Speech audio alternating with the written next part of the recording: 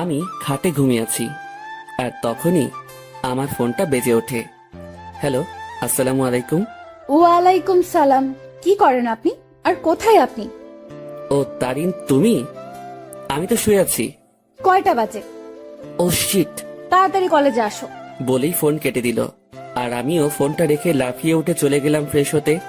Fresh হয়ে এসে dining টেবিলে গিয়ে বসি। কি রে, এত দেরি করে ঘুম থেকে উঠলি কেন? আর বলিও না, কাল রাতে ঘুম আসে নাই আমার। তাড়াতাড়ি নাস্তা দাও তো। তারপর নাস্তা করেই আম্মুকে বিদায় দিয়ে বেরিয়ে পড়ি, আর রাস্তায় দাঁড়িয়ে আছি রিক্সার জন্য।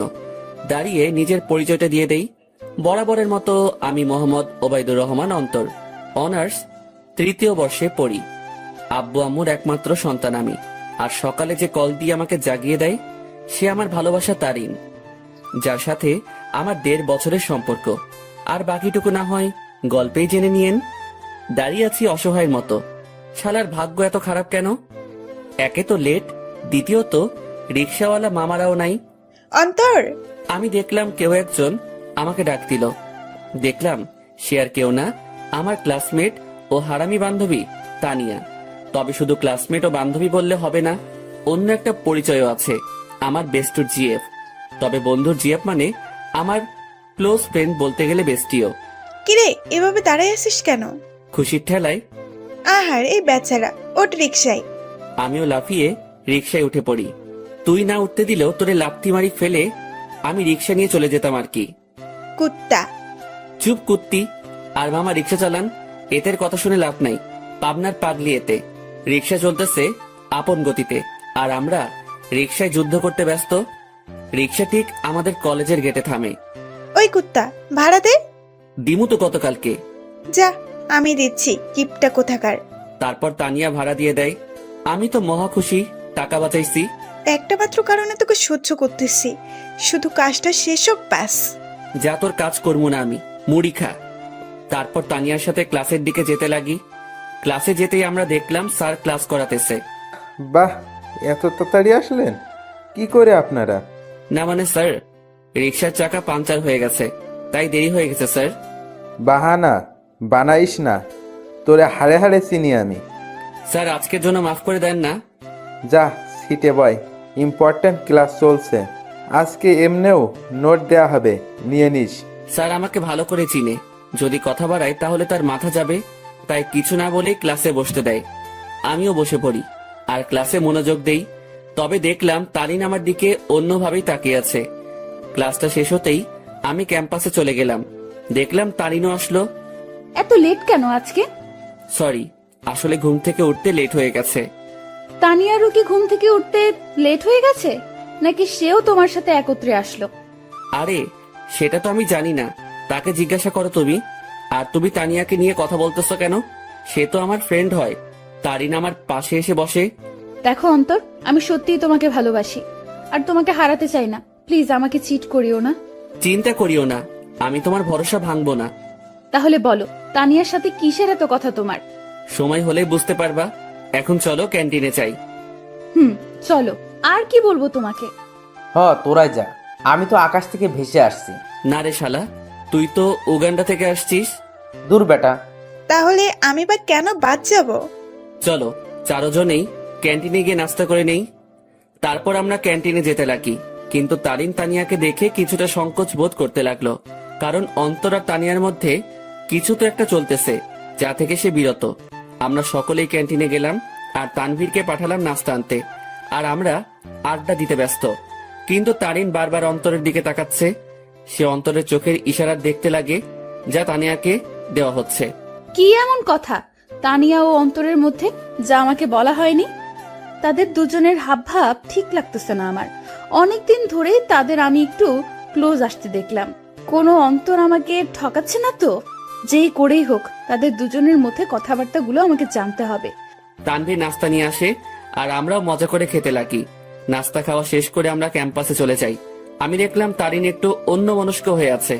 কি হয়েছে তোমার? এভাবে অন্যমনস্ক হয়ে আছো কেন? কোনো সমস্যা? কিছুই না। আচ্ছা শোনো, চলো না একটু ঘুরে আসি। সরি, তানিয়ার সাথে একটু কাজ আছে আমার, কাল যাব, কেমন? আচ্ছা ঠিক আছে। অন্তর, আজকে আমাদের কি করার কথা ছিল? জানি, চলো। আচ্ছা এভরিবডি, ঠিক আছে, পরে কথা হবে। ঠিক আছে যাও। আর অন্তর সাবধান শালা। বেশি কথা বলবি তাহলে কিন্তু। আচ্ছা যা শালা মর্গা। আর তানিয়ার খেয়াল রাখবি। বাই। তারপর আমি আর তানিয়া বিদায় নিয়ে চলে গেলাম আমাদের কাছে। অন্যদিকে তানভীর, বল। অন্তর আর তানিয়ার দিকে খেয়াল করছিস তুই? কি হয়েছে তাদের? তাদের হাব ভাব দেখছিস তুই? দেখলাম তো। আমার থেকে তো কোনো কিছুই মনে হলো না। তোর থেকে মনে হবে কিভাবে? তোর বেস্টু বলে কথা। কিন্তু আমার থেকে তানিয়া আর অন্তরের হাব ভাব ঠিক লাগছে না। এর উপর আমার পুরো বিশ্বাস আছে ও কোনোদিনও কোনো উল্টোপাল্টা কাজ করবে না। কিন্তু তানভীর, আমার না একটু তাদের হাব ভাব থেকে সন্দেহ হচ্ছে। তুই নেগেটিভ ভাবে ভাবছিস বলে তোর এমনটা লাগতেছে, কিন্তু পজিটিভলি ভাব, তাহলে দেখবি সব ঠিক লাগবে। কিন্তু তারিনের মনে এখনো অন্তরের প্রতি সন্দেহ আছে, কারণ তারিনকে না বলে সে তানিয়ার সাথে খুব ক্লোজলি ভাবে কথা বলতেছে।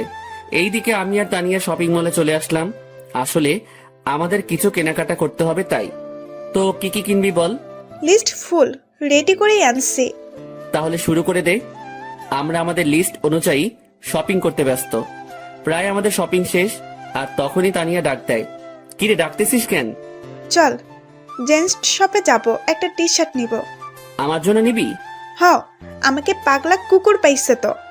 আসলে তোরে পাগলা কুকুরে পাইছে? অন্তর, এটা কিন্তু বেশি হইতেছে। ও মা গো, টুরুলা। আচ্ছা চল। তারপর গেলাম টি শার্ট কিনতে। মানে তানিয়া কিনবে আর আমি দেখবো। কি কালার পছন্দ তানভীরের? আমি আর তানভীর প্রায় সেম কালার পছন্দ করি। বুঝছি, হাই রে চয়েস রে। তারপর তানিয়া ঘুরে ঘুরে দেখতে লাগলো, আর কয়েকটা টি শার্ট নিয়ে আমার কাছে আসে। দেখ, এখান থেকে দুইটা সিলেক্ট করে দে। আমিও দুইটা টি শার্ট সিলেক্ট করে দেই, আর সেও কিনে নেই। চল, খিদা লাগছে, কিছু খাওয়াবি? চুপচাপ বাসায় গিয়ে খেয়ে নিস। এমনিও টাকা আছে কিনা জানি না। চুপ কিপটা, তোর জন্যই তো আমি শপিং মলে আসছি, আর তোর জন্যই তো শপিং করলাম। এখন কিপটামি করিস না, চল রেস্টুরেন্টে। আমি তো শপিং এ টাকা খরচ করলাম, তুই তো শুধু তানভীরের জন্য টি শার্ট নিলি। ওলে বাবারে, টাকা তোর একা যায় নাই, তোর শপিং এ আমি তানভীরের টাকাও আছে। আর এটা তো তোর জানের জন্য করতেছি আমরা। এখন কিপটামি না করে চল তো। বাবা গো, চল বুঝছি, 1 টাকাও বাসায় নিতে দিবি না। তারপর আমরা রেস্টুরেন্টে গেলাম। সেখানে গিয়ে আমরা বসে পড়লাম, আর তখনই তানভীর ফোন দেয়। হ্যালো, কে? শপিং হয়েছে মামা, নাকি আরো বাকি আছে? শপিং শেষ, শুধু লাস্ট জিনিসটা আনলেই সব কমপ্লিট। সেটা আমি আনবো তো সময় মতো, তুই চিন্তা করিস না। আচ্ছা, তারিন কি চলে গেছে? তবে মামা, তোকে আর তানিয়াকে সন্দেহের নজরে দেখতেছে। বলতেছে তোর আর তানিয়ার মধ্যে নাকি কিছু চলতেছে। হ, তাও তার জন্যই। তো কি করিস? আমি কি করবো? যা করার তোর তানিয়া করতেছে। আমারে লুটতেছে রে মামা। আজ যদি তানিয়ার সাথে ব্রেকআপ করতি, তাহলে এই দিন দেখতে হতো না আমার। সমস্যা নাই, তানভীর যদি আমাকে ছেড়ে দেয়, আমিও তোর গলায় পড়বো আর কি। যা লুট হ। আচ্ছা, খাওয়া দাওয়া করে নিয়ে জিনিস সহ তানিয়াকে বাড়ি দিয়ে আসিস। ভাই, তুই এসে নিয়ে যা না। সাথে সাথে তানিয়া আমার থেকে ফোন কেড়ে নিল, আর শুরু করে দিল তাদের প্রেমালাপ। আর আমি বেচারা আমারটার জন্য মরতেছি। তানিয়া তানভীরের কথা শেষ, আর আমাদেরও খাবার চলে আসে। অন্যদিকে তারিন ও তার কিছু বান্ধবীদের নিয়ে একই রেস্টুরেন্টে আসে, যেখানে অন্তর ও তানিয়া উপস্থিত। তারিন, দেখ তো, এটা অন্তর ভাইয়া না? তারিন অন্তরকে তানিয়ার সাথে দেখে প্রায় অবাক হয়ে গেল। তারিন দেখতে লাগলো তানিয়া আর অন্তর হেসে হেসে কথা বলতেছে আর খাবার খাচ্ছে। তারিন তার মোবাইলটা বের করে অন্তরকে কল দেওয়ার জন্য। এইদিকে আমি জানি না প্ল্যান সাকসেস হবে কিনা, তবে আমি আমার কলেজাটাকে খুশি দেখতে চাই। আমরা তো সেটাই চেষ্টা করতেছি অন্তর, তুই চিন্তা করিস না। হঠাৎই আমার কলটা বেজে ওঠে, আর দেখলাম তারিন কল দিছে। আমিও রিসিভ করলাম। হ্যালো। কোথায় তুমি? আমি তো বাসায়। কেন? ও, কি করো তুমি? এই তো আছি। আর কি, মোবাইল নিয়ে। তুমি কি করো? আমিও মোবাইল নিয়ে ব্যস্ত। আচ্ছা, পরে কথা বলি, কেউ রুমের দিকে আসতেছে। Okay bye. তারপর কেটে দিল। কি বলে সে? আমি কোথায় কি করি এইসব? বাদ দে, তাড়াতাড়ি খাবার খেয়ে নে। অন্যদিকে তারিন অন্তরের মিথ্যা কথা শুনে মুখ চেপে কান্না করতে করতে বেরিয়ে যায়, সাথে তার বান্ধবীরাও। ও কেন আমার সাথে এত বড় প্রতারণা করলো? যদি আমাকে ভালো না বেসে থাকে, তাহলে কেন আমার ফিলিংস নিয়ে এইভাবে খেলা করলো সে? আমি কি ওকে ভালোবাসি নাই, নাকি আমার ভালোবাসায় কমতি ছিল? না, এর জবাব ওকে দিতেই হবে। তারিন কোনো মতে তার চোখের পানি ধরে রেখে বাড়ি চলে যায়। এইদিকে, ম্যাডাম চলেন, আজকে এমনিও অনেক কাজ আছে আমাদের। তারপর বিল মিটিয়ে তানিয়াদের বাড়ির দিকে চলে যাই। তবে তানিয়াদের পুরনো বাড়িতে যাই আমরা। তানিয়াদের পুরনো বাড়িতে আসার আগেই তানবীরকে কল দিয়ে আসতে বলে দেই, আর সে এখন উপস্থিত। সব নেওয়া হয়েছে তোর? হয়েছে, জাস্ট লাস্ট জিনিসটাই বাকি। মামা, তারিন কিন্তু তোর উপর সন্দেহ করতেছে। সে মনে করতেছে আমার কলিজার লগে তোর চলতেছে। আমাকে কি পাগলে পাইছে? এই সেমির সাথে আমার চলবো? ভাই রে ভাই, কি জিনিস রে এটা! আমার লুটি ফেললো। ভাই, একটু দেখে শুনে রিলেশন করতে পারিস না? ওই সাবধান। ঝগড়াঝাড়ি বাদ দে, আর এইগুলো আমাদের দিয়ে বাড়ি যা, আমরা কাজ শুরু করে দিব। ওকে, নেইগুলো, আমি গেলাম। তারপর তাদের জিনিসপত্রগুলো দিয়ে আমিও বাড়ি চলে গেলাম। কই ছিলি তুই? আসিলাম আর কি, মেসেজ দিছিলাম না, দেখো নাই? দেখছি। যা রুমে, আমি তোর জন্য চা আনতেছি। এই না হলে আমার আম্মু আমার কতই না খেয়াল রাখে, আমাকে কতই না ভালোবাসে। হাওয়া দাওয়া বন্ধ কর। আমিও রুমে চলে গেলাম, আর একটু ফ্রেশ হয়ে সেই খাটে লেটিয়ে পড়ি। আর আজকের পার্টির জন্য উত্তেজিত। আসলে প্রায় এক সপ্তাহ আগ থেকে আজকের দিনের জন্য প্ল্যান করতেছি আমি, তানবীর ও তানিয়া। কারণ আজ আমার কলিজাটার জন্মদিন, তাই চিন্তা করলাম ওর জন্য সারপ্রাইজ বার্থডে পার্টি অ্যারেঞ্জ করে তারিনকে সারপ্রাইজ দিব আমি। আমি শিওর তারিন আজকে সেই লেভেলে চমকেও যাবে, ও খুশিও হবে। কারণ আমি জানি তারিন আমাকে কতটা ভালোবাসে। আম্মু চা নিয়ে আসে। আসলে দুপুরে চা খাওয়ার অভ্যাস, তাও রং চা। কি রে, আজকে তোর চেহারায় অন্য কিছুই দেখতে পাচ্ছি আমি। কি ঘটিয়ে আসলি আবার? দূর, কই কি ঘটাইছি আমি? সত্যি করে বল, কি ঘটিয়ে আসলি তুই? তোর চেহারায় আজ অন্য কিছুই বলতেছে আমাকে। ধুর আম্মু, বললাম তো কিছুই ঘটাই নাই। যাও, কথাই বলবো না। বলিস না, আমি গেলাম। তুই তোর রং চা শেষ কর। তারপর আম্মু চলে যায়, আর আমিও রং চা শেষ করলাম। আর আজকে কি কি হবে সেটা নিয়ে ভাবতে লাগলাম। অন্যদিকে তারিন বালিশে মুখ গুজে কান্না করতে ব্যস্ত, কারণ সে অন্তরকে তানিয়ার সাথে রেস্টুরেন্টে দেখলো। আর যখন সে অন্তরকে কল দেয় ও জিজ্ঞাসা করে, তখন অন্তর তাকে মিথ্যা বলে। সে অন্তরের এইসব নিয়ে ভাবতে লাগে আর চোখের পানি ফেলতে লাগে। সন্ধ্যাবেলা আমিও রেডি হয়ে নিলাম, দেখলাম তানিয়া কল দিছে। হ্যাঁ বল। কই তুই আসবি না? আমি না আসলে আমার তারিনকে কেক কে খাওয়াবে, ও লাগাবে। আচ্ছা, তানবীর কি গেছে কেক আনতে? তুই তাড়াতাড়ি আয়। বলেই কল কেটে দিল। আমিও মোবাইল আর ওয়ালেট নিয়ে বাসা থেকে বেরিয়ে পড়লাম। আমি চলে গেলাম সেই জায়গায়, সেখানে আমাদের বার্থডে পার্টি হবে। আর সেটা হলো তানিয়াদের পুরনো বাড়ি। আসলে তানিয়ার পরিবার আমাদের চিনে, আর তানিয়া ও তানভীরের বিয়েও ঠিক হয়ে আছে। কারণ তানিয়া ও তানভীরের বাসায় তাদের সম্পর্ক মেনে নেয়। আমিও দরজার কাছে গিয়ে নক দেই। কিরে, আসছিস? হ, আজকে সেই মজা হবে। আমি তো আর ওয়েট করতে পারতেছি না। ভেতরে চল তো। আমিও ভিতরে চলে যাই। অন্যদিকে তানিনের বান্ধবী নিশু দেখে অন্তর ও তানিয়ার কথাবার্তা শুনে অবাক হয়ে যায়। এটা আমি কি শুনলাম? অন্তর ভাইয়া তানিয়া আপুর সাথে উনি এত নিচু মানুষ তা আমার জানা ছিল না। আমি এখনই তারিনকে বলবো এই সব। নিশু তার মোবাইল বের করে আর তারিনকে কল দেয়। হ্যালো তারিন, শোন, কথা আছে। বলো।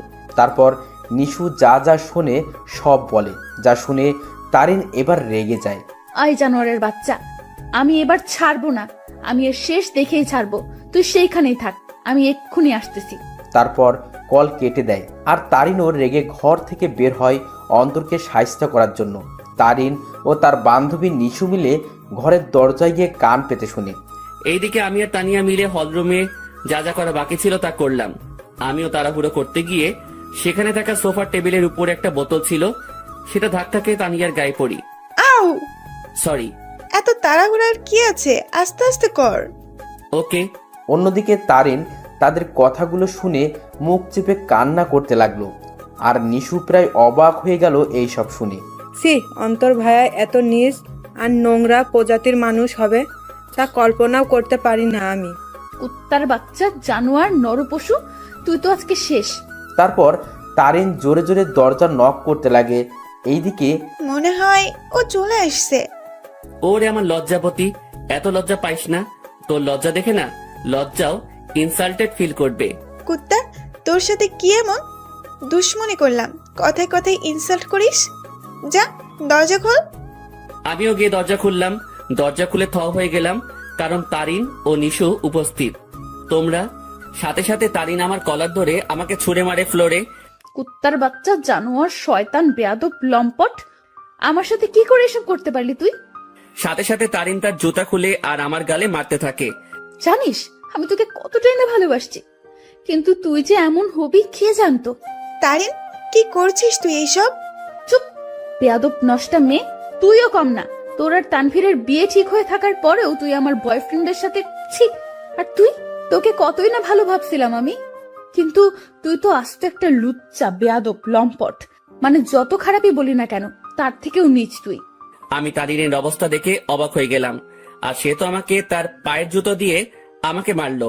তার এই ব্যবহার দেখে আমার চোখ দিয়ে টপ টপে পানি পড়তে লাগে। আজ তারিন আমার সাথে এটা করতে পারলো?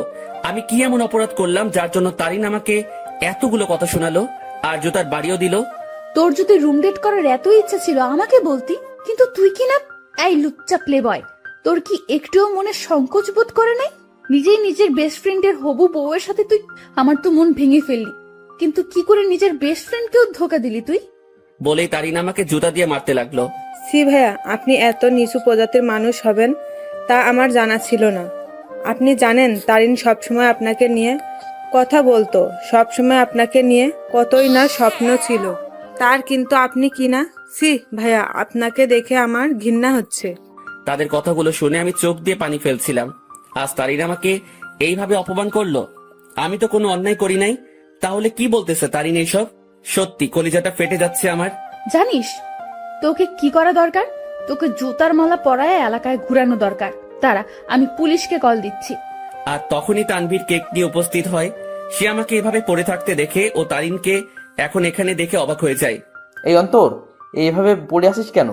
আর তারিন এখন এখানে কি করতেছে? তানভীর, আমি তোকে আগেও বলেছি এই জানোয়ার ও তোর নষ্টা হবু বউয়ের মাঝে অনেক কিছু চলতেছে, কিন্তু তুই বিশ্বাস করিস নাই। কিন্তু দেখ, আমার সন্দেহ ঠিক সত্যিই হইছে। আজ আমিও নিশু মিলে হাতে নাতে ধরছি এই দুইটাকে। তারা এখানে তাদের কীর্তিকলাপে ব্যস্ত ছিল, আর আমাকেও তোকে ঠকাছিল তারা দুজন মিলে। তানভীর কথাটা শুনে অবাক হয়ে যায়, তবে তানভীর অবাক হয় তারিনের কথাগুলো শুনে। এই কি বললি তুই? অন্তর আর তানিয়ার মাঝে কি চলতেছে? দেখ তুই, তাদের দুইটাকেই তানিয়ার পুরনো বাড়িতে ধরছি আমরা। দেখ, পুরনো বাড়িতে এসে তারা তাদের প্রেম লীলা চালাচ্ছিল, কিন্তু আজ ধরা খেয়ে গেল দুই নষ্টা। সাথে সাথে তানভীর দিল তারিনকে কষে এক থাপ্পড় খেয়ে তারিন ফ্লোরে পড়ে যায়। দেখলাম তানভীর রেগে আছে। আমিও উঠে তানভীরকে ধরি। অন্তর, ছাড় আমাকে। এই মেয়ে কাকে কি বলতেছে? তারিন তানভীরের দিকে গাল হাত দিয়ে তাকিয়ে আছে, আর নিশু অবাক চোখে তানভীরের দিকে তাকিয়ে আছে। তানভীর আমার থেকে নিজেকে ছাড়াই নাই আর তারিনের চুলের মুঠি ধরে দাঁড় করায়। এই, তুই কাকে কি বলছিস? আর কি বললি তুই? তারা এখানে এসে তাদের প্রেম লীলা চালাচ্ছিল, তাই না? আয় আমার সাথে তুই। তারিনের চুলের মুঠি ধরে হলরুম দেখাতে লাগে। এই দেখ, তারা আসলে কি করতেছিল। তোর জন্মদিন উদযাপন করার জন্য সে আজ থেকে 7 দিন আগে থেকেই তোকে খুশি করার জন্য আমাকে ও তানিয়াকে নিয়ে প্ল্যান করে। সে তোর হাসি মুখটা দেখার জন্য দেখ কি করছে। চারদিকে ভালো করে তাকিয়ে দেখো। তারিন ভালো করে দেখে পুরো হলরুম দেখে যা সম্পূর্ণভাবে সাজানো। সেখানে বেলুন, জরি কাগজ ও বিভিন্ন কাগজের কারুকার্য দিয়ে সাজানো। তারপর তানভীর তারিনের চুলের মুঠি ধরে বার্থডে অলবোর্ড দেখায়। কি, ওরা তো এখানে নষ্টামি করতে আসছে, তাহলে এই সব কোনো প্রয়োজন ছিল? উত্তর দে। তানভীর আবার তারিনকে চুলের মুঠি ধরে কেকের প্যাকেটের কাছে নিয়ে যায়। দাঁড়া, তাদের নষ্টমী আরও একটা নমুনা দেখায় বলেই সেই প্যাকেট খুলে দেখায়। দেখ, তাদের নষ্টামি উদযাপন করার জন্য বার্থডে কেক আনে, যেটা তো সুন্দর করে লেখা আছে হ্যাপি বার্থডে তারিন। তারিন এই সব দেখে তাদের মনের মধ্যে অন্তরের বিরুদ্ধে যত সন্দেহ ঘৃণা ছিল সব দূর হয়ে যায়, আর সেই সেখানেই হাউমাউ করে কান্না করে দেয়। কিরে, এখন কান্না করতেছিস কেন তুই? আরও দেখবি তাদের নষ্টামির নমুনা। আসলে তোদের মতো মেয়েরা না ভালোবাসতেই জানে না, শুধু মুখে ভালোবাসি ভালোবাসি বললেই হয় না, মনে প্রাণে বিশ্বাসও করতে হয় ভালোবাসার মানুষকে। কিন্তু তুই কি করছিস? খালি সন্দেহ। হ্যাঁ, আমার বেস্টু খারাপ, কারণ সে তাকে খুশি করতে চেয়েছিল, আর আমি আমার সেই খারাপ বন্ধুকে নিয়ে গর্ব করি, কারণ সে মানুষকে ঠকায়নি কোনো দিনও। সে সব সময় সবাইকে হাসি খুশি দেখতে চায়, কিন্তু আড়ালে সে নিজেই কান্না করে যেত। কিন্তু যখন তুই তার জীবনে আসছিস, সে মনে করছিল সেও এখনো হাসি খুশি থাকবে, কিন্তু তুই আজকে তাকে সবচেয়ে বড় কষ্ট দিয়ে দিলি। হ্যাঁ, আমার বন্ধু জানোয়ার, কারণ সে তোকে হাসাতে চেয়েছিল, যার প্রতিদান আজ তুই দিয়ে দিলি। তানভীর, অন্তর কোথায়? নিশু, অন্তর কোথায়? নিশু চুপ হয়ে আছে। তানভীর সাথে সাথে বাইরে দৌড় দেয় অন্তরকে খোঁজার জন্য, কিন্তু অন্তরকে পায়নি সে।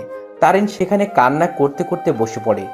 তারিন, ছি, তুই এত নিস মন মানসিকতার মেয়ে, তা আমার জানা ছিল না। কিভাবে তুই এ ভাবলি? অন্তর আমাকে বান্ধবী মানে তো ঠিকই, সাথে ও আমাকে মন থেকে সম্মানও দেয়। আর তুই কি না, অন্তর তোর জন্য কতই না কি করতে চাইছিল। সে চাইছে তোকে সারপ্রাইজ বার্থডে পার্টি দেবে, কিন্তু তুই তাকে কি দিলি? অনেক অপমান ও জুতার বাড়ি। কি করে পারলি তুই এইসব ভাবতে?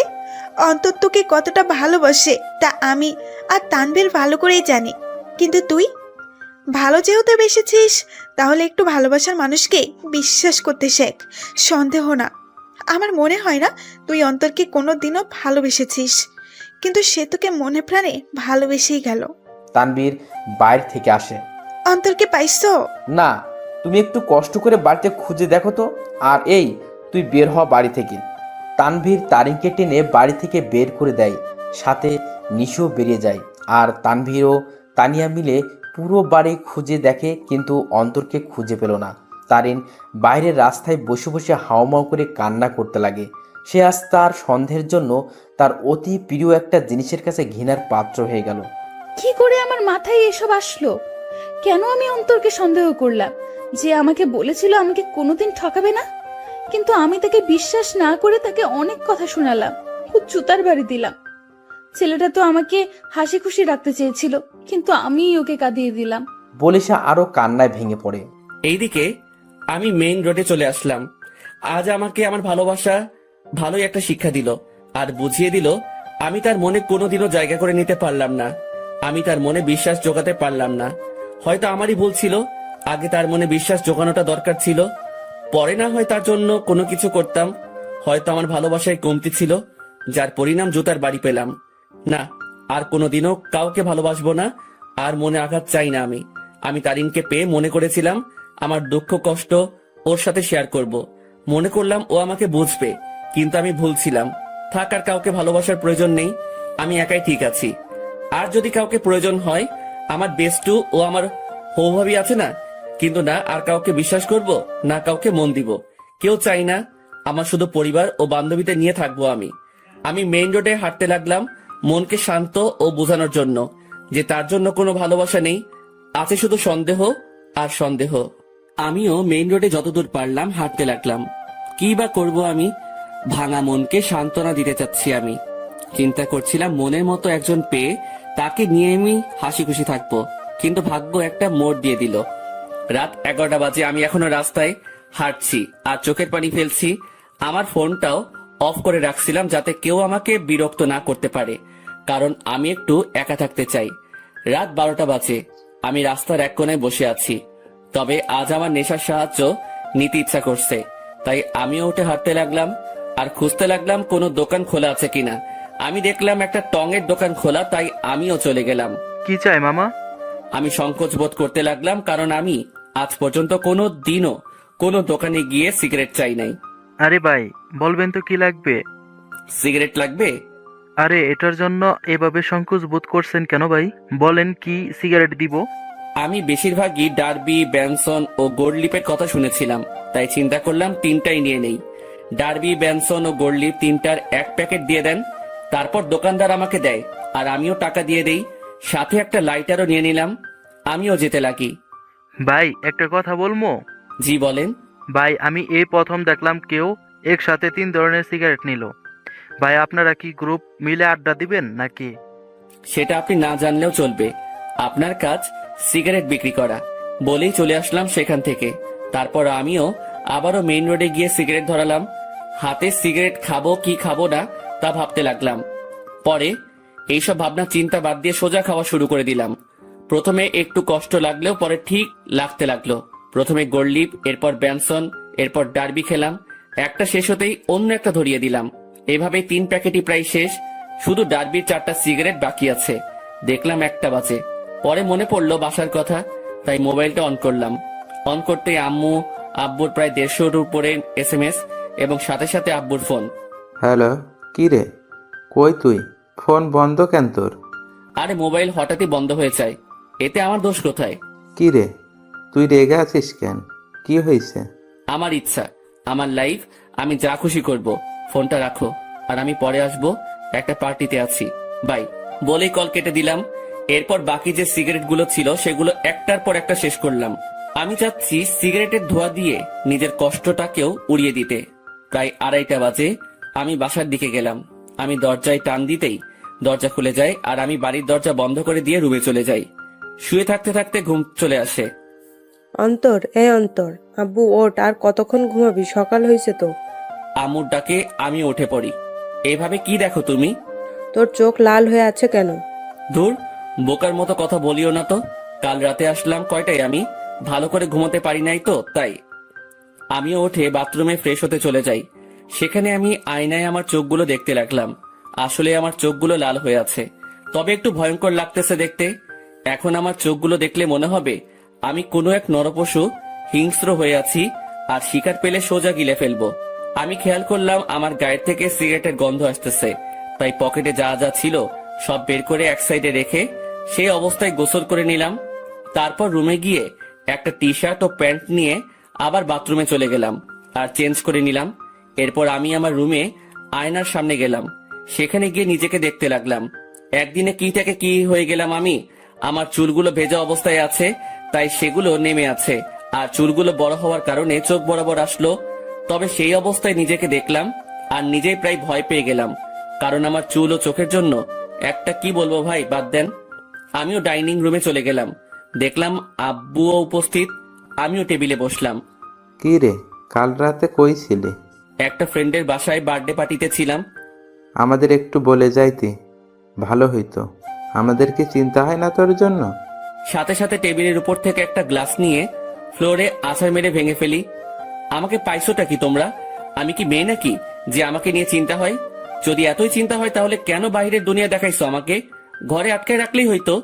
আমার অবস্থা দেখে আম্মু আব্বু দুজনেই নিস্তব্ধ হয়ে গেল, আর আমিও টেবিল থেকে উঠে সোজা রুমে চলে গেলাম।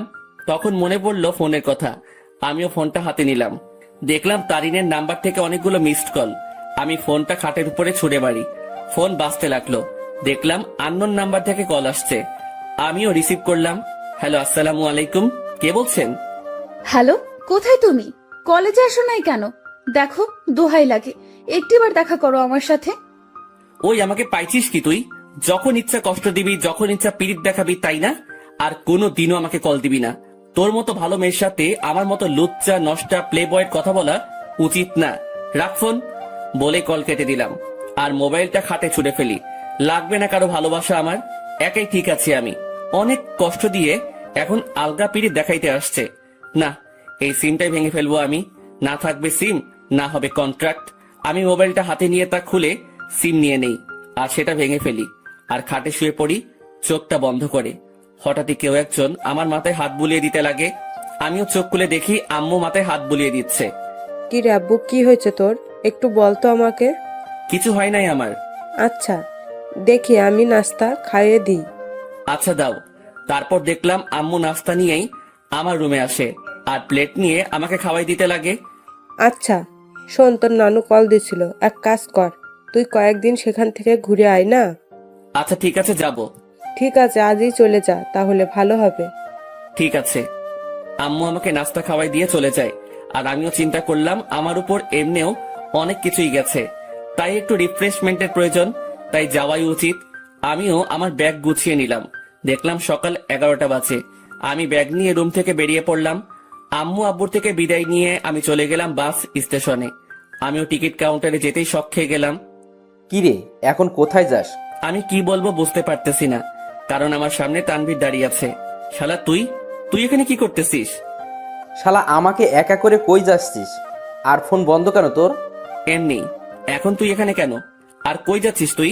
যাইতেছি আর কি, বেস্টুর নানার বাড়ি। মানে? মানে আমি তুই একই জায়গায় যাচ্ছি মামা। এবার কথা বলিস না, টিকিট নে। আমি আর কোনো কথা না বলে টিকিট নিতে গেলাম, কিন্তু প্রশ্ন হলো এই হারামি কি করে জানলো আমি যে এলাকা ছাড়তেছি? জি, 2টা টিকিট দেন তো জায়গার জন্য। নিয়ে নি, পরের বাস দেরি আছে। ঠিক আছে, দেন তাহলে।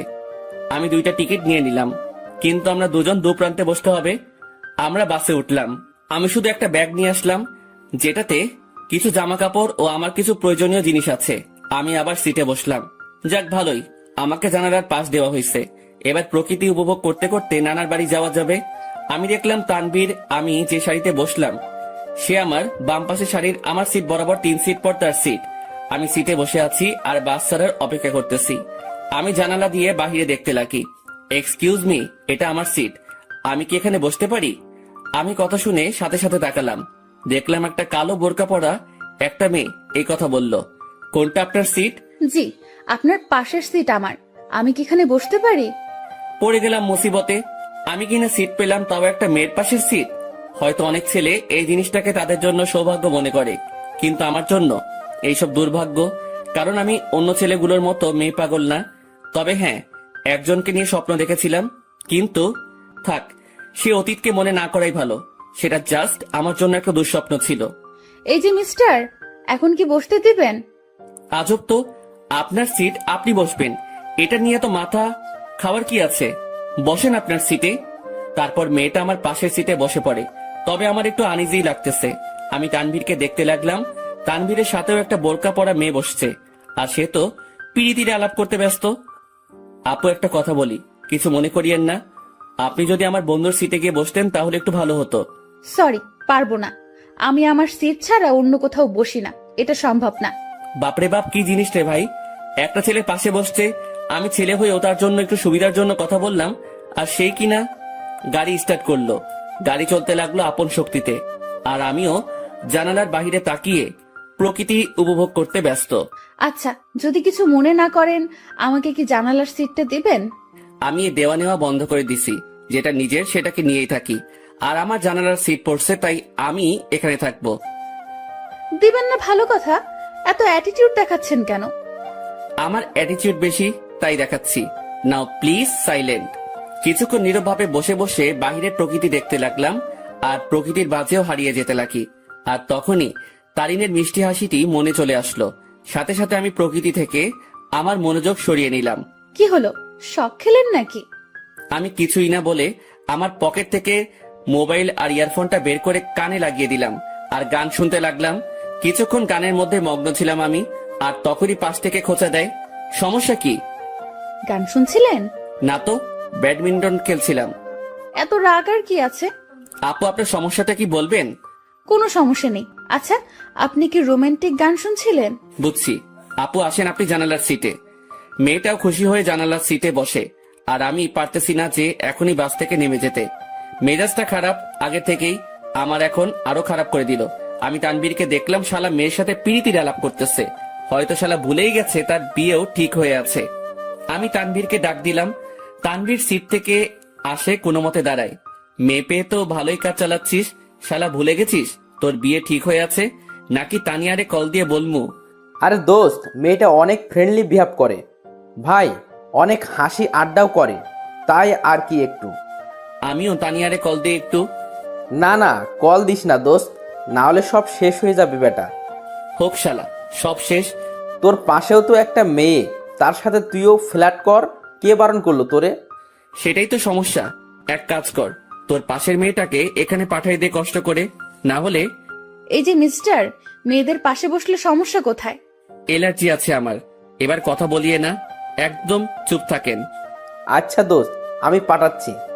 তারপর তানভীর চলে গেল, আর তানভীরের পাশের মেয়েটা আসে।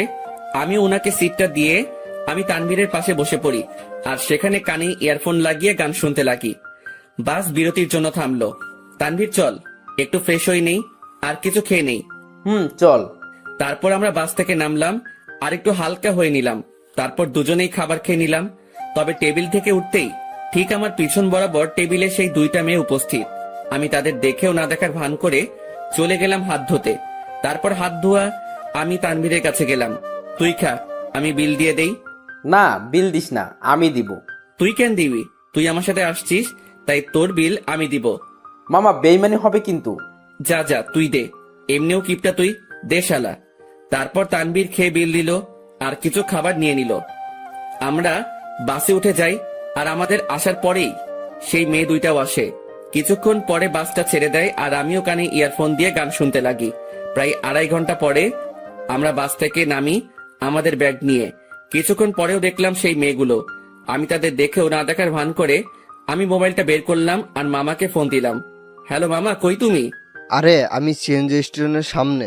পরে আমি মামাকে দেখলাম আর কলটা কেটে দিয়ে আর তানভীরকে নিয়ে মামার কাছে চলে গেলাম। মামা আমাকে দেখে জড়িয়ে ধরে। কেমন আছিস অন্তর? ভালোই আছি। তোমাকে কয়বার বললাম আমার জন্য গ্রামের একটা সুন্দরী খুঁজতে, যাতে বিয়ে করতে পারি? বজ্জাত, এখনো ফাজলামি যায় নাই তাই না? কেমনে যাবে? মুই লেজেন্ডারি ফাজিল। আর মামা, এ হলো আমার বেস্ট, যার কথা তোমাকে বলতাম। কেমন আছো তানভীর? তোমার কথা আমাকে এই ফাজিলটা প্রায় সময় বলে থাকে। জি ভালো, আপনি কেমন আছেন? ভালো। আচ্ছা তোরা চল আমার সাথে। তারপর মামা একটা সিএনজি ভাড়া করে, কিন্তু মামা কাকে যেন খুঁজতে লাগলো। কাকে খুঁজো মামা? আরে আরো 2 জন আসবে, আব্বু বলছিল। কি অবস্থা তার শরীরের? ভালোই আছে আব্বু। আর আব্বু বলছিল তার নাকি কোনো বন্ধুর 2টা নাতনিও আসবে, তাদেরও নিয়ে যেতে বলল। ও আচ্ছা। তার কিছুক্ষণ পর মামা কাকে দেখে যেন চলে যায় আমাদের সিএনজির কাছে রেখে। আর কিছুক্ষণ পরে মামার সাথে 2টা মেয়ে আসে। তাদের দেখে আমি অবাক হয়ে গেলাম, কারণ এরা হলো সেই মেয়েগুলো যেগুলো আমাদের সাথে বসেছিল। আমি অবাক চোখে দেখতে লাগলাম। তোরা ওঠ, আমি বাইকে যাই। মামা বাইক আনছো? কেন? মামা তুমি সিএনজি করে চলে যাও, আমি বাইক নিয়ে আসতেছি। ভুলেও না। প্লিজ মামা, অনেকদিন পরে বাইক পাইলাম। কাল চালাস। আর কিছু বললাম না, কারণ মামার সাথে কথা বাড়ায় লাভ নাই। আমি আর তানভীর সিএনজিতে উঠে পড়ি আর পিছে সেই 2টা মেয়েই মজা করে বসে পড়ে। তারপর সিএনজি চলতে লাগে তার আপন গতিতে। আমিও গ্রামের পরিবেশ উপভোগ করতে করতে যেতে লাগি। মামা তার বাইক নিয়ে চলে যায়। আমরা আমার নানার বাড়ি পৌঁছে যাই। আমি দেখলাম নানা ভাই দরজায় দাঁড়ায় আছে। আমি নানা ভাইয়ের কাছে গেলাম আর নানা ভাইকে সালাম করলাম। নানা ভাই, কেমন আছিস? তারপর নানা ভাই আমাকে জড়িয়ে ধরে। আমি তো ভালোই আছি, তবে তোমার খবর জিজ্ঞাসা করবো না, কারণ তোমাকে দেখে পাওয়ারফুল মানুষ মনে হচ্ছে। কি মনে করিস আমার অনেক শক্তি বলেই তো 80 বছরে বেঁচে আছি। কিন্তু নানা ভাই, আমি তো শুনছি ভালো মানুষ তাড়াতাড়ি মরে আর শয়তান নাকি অনেক বছর বাঁচে। চুপ বেটা, ভিতরে যা। আমারে ধমকায় লাভ নাই নানা ভাই। তারপর তানভীরকে আমার কাছে ডাক দিলাম। নানা ভাই, আমার বন্ধু তানভীর, ও আমার সাথে আসছে। আসসালামু আলাইকুম। ওয়ালাইকুম আসসালাম। আমার বজ্জাত নাতিটা আমাকে নানা ভাইকে ডাকে, তুমিও আমাকে নানা ভাই ডাকতে পারো। জি আচ্ছা। মানিক, অন্তর তোর বন্ধুকে তাদের রুম দেখিয়ে দে। আচ্ছা আব্বু, তোরা আয় আমার সাথে। আমরা 2 জন মামার সাথে যেতে লাগি। আসলে নানাদের বাড়িটা বলতে গেলে বড় একতলা বিল্ডিং, যেটা একটু বড় করে বানানো হয়। মামা আমাদের একটা রুমে নিয়ে যায়। এটা তোদের রুম। আর তানভীর, তুমি আমাকে মামা ডাকতে পারো, অন্তর যেমনটা ডাকে আর কি। মামা না, এখন থেকে মামু ডাক মনে। আস্তে আস্তে শুরু করে দিলে। দাঁড়া, তোরে বিয়েটা করায়ে দিয়ে তোর বউয়ের হাতে তোরে শায়েস্তা করবো আমি। আগে নিজের গদি সামলাও। লাস্ট টাইম মামিকে দিয়ে কি করছিলাম মনে আছে নাকি? এবার আগের বারের থেকেও ডাবল হবে। তোরা ফ্রেশ হয়ে হলরুমে আয়, আমি গেলাম। কিরে ভাই, তুই তোর মামার থ্রেট দেশ? আরে বেটা, আসলে আমাদের পরিবারটা একদম ফ্রেন্ডলি, তাই সবার সাথে হাসি মজা করেই থাকি। তোর মতো আমি একটা পরিবার পাইলে হইতো। আমার পরিবার মানে তোর পরিবার বেটা। এখন কথা না বলে ফ্রেশ হয়ে নে। তারপর তানভীর ফ্রেশ হয়ে নিল। এরপর আমিও ফ্রেশ হয়ে নেই আর দুজনেই হল রুমে যাই। সেখানে আমার মামাতো ভাই শান্ত বসে বসে মামা ও নানা ভাইয়ের সাথে কথা বলতেছে। কিরে শান্ত, কি অবস্থা তোর? শান্ত আমাকে দেখে আমার কাছে চলে আসে। সে 9-এ পড়ে। অন্তর ভাইয়া, কি খবর তোমার?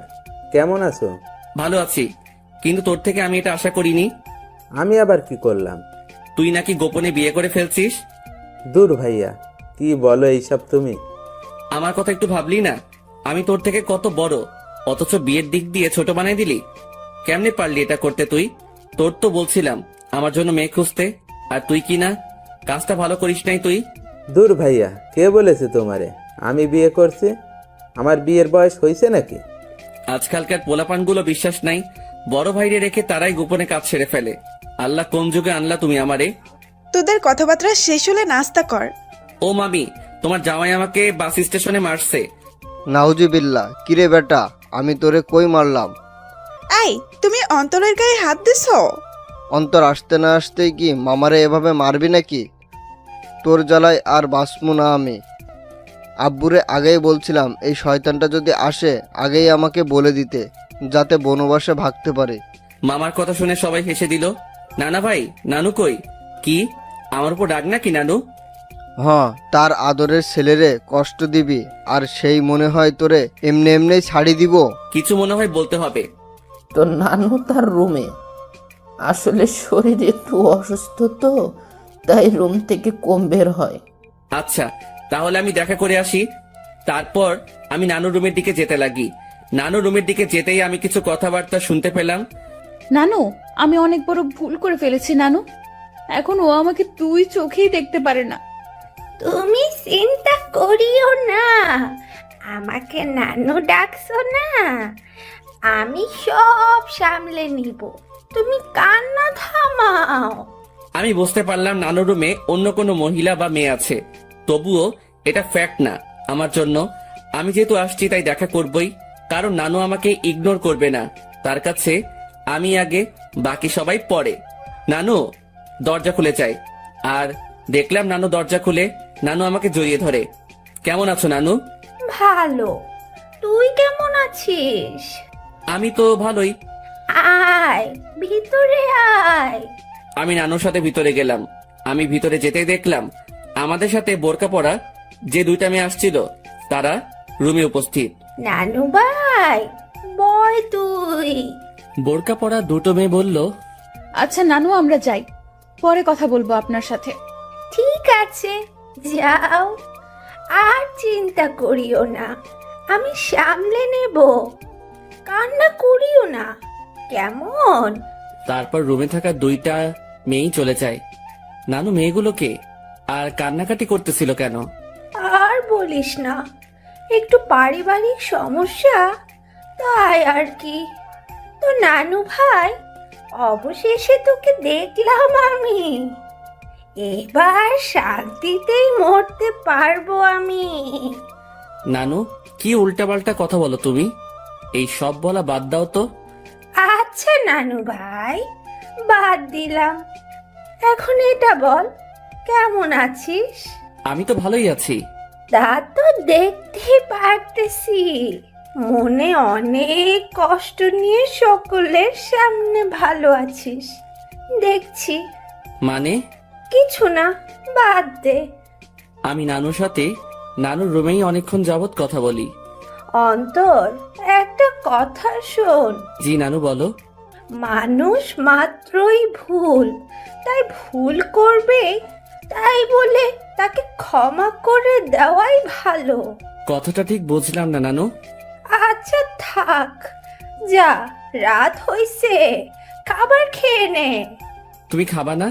খাবো তো, তবে তোর মামি, আমি আর বাসায় আরো দুজন মেহমান আসছে, তাদের সাথে খাবো আর কি।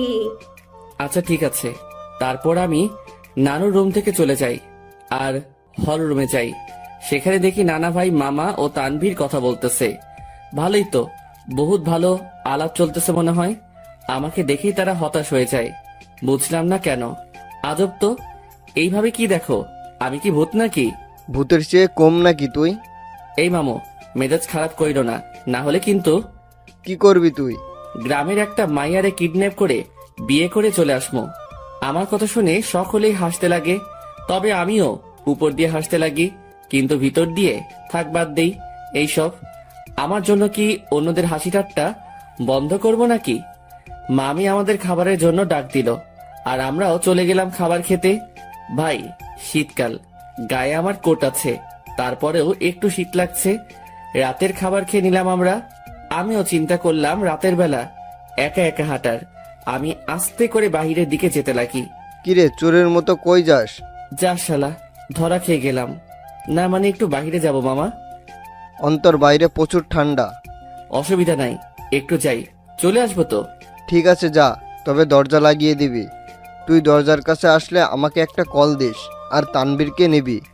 না মামা, তানবীর এমনিও জার্নি করে আসছে, ক্লান্ত সে, তাই তাকে না নেওয়াই ভালো। আমি মামার সাথে কথা বলেই বাহিরে চলে আসি আর পকেট থেকে মাস্কটা বের করে পরে নেই আর কোটটাও মাথায় দিয়ে দেই। আমি হাঁটতে লাগলাম আর হাঁটতে হাঁটতে একটা দোকানের কাছে চলে গেলাম আর সেখানে যেতেই মাথায় আসলো সিগারেটের কথা। মুখে মাস্ক আর হুডি, আর সেই অবস্থায় দোকানে চলে গেলাম।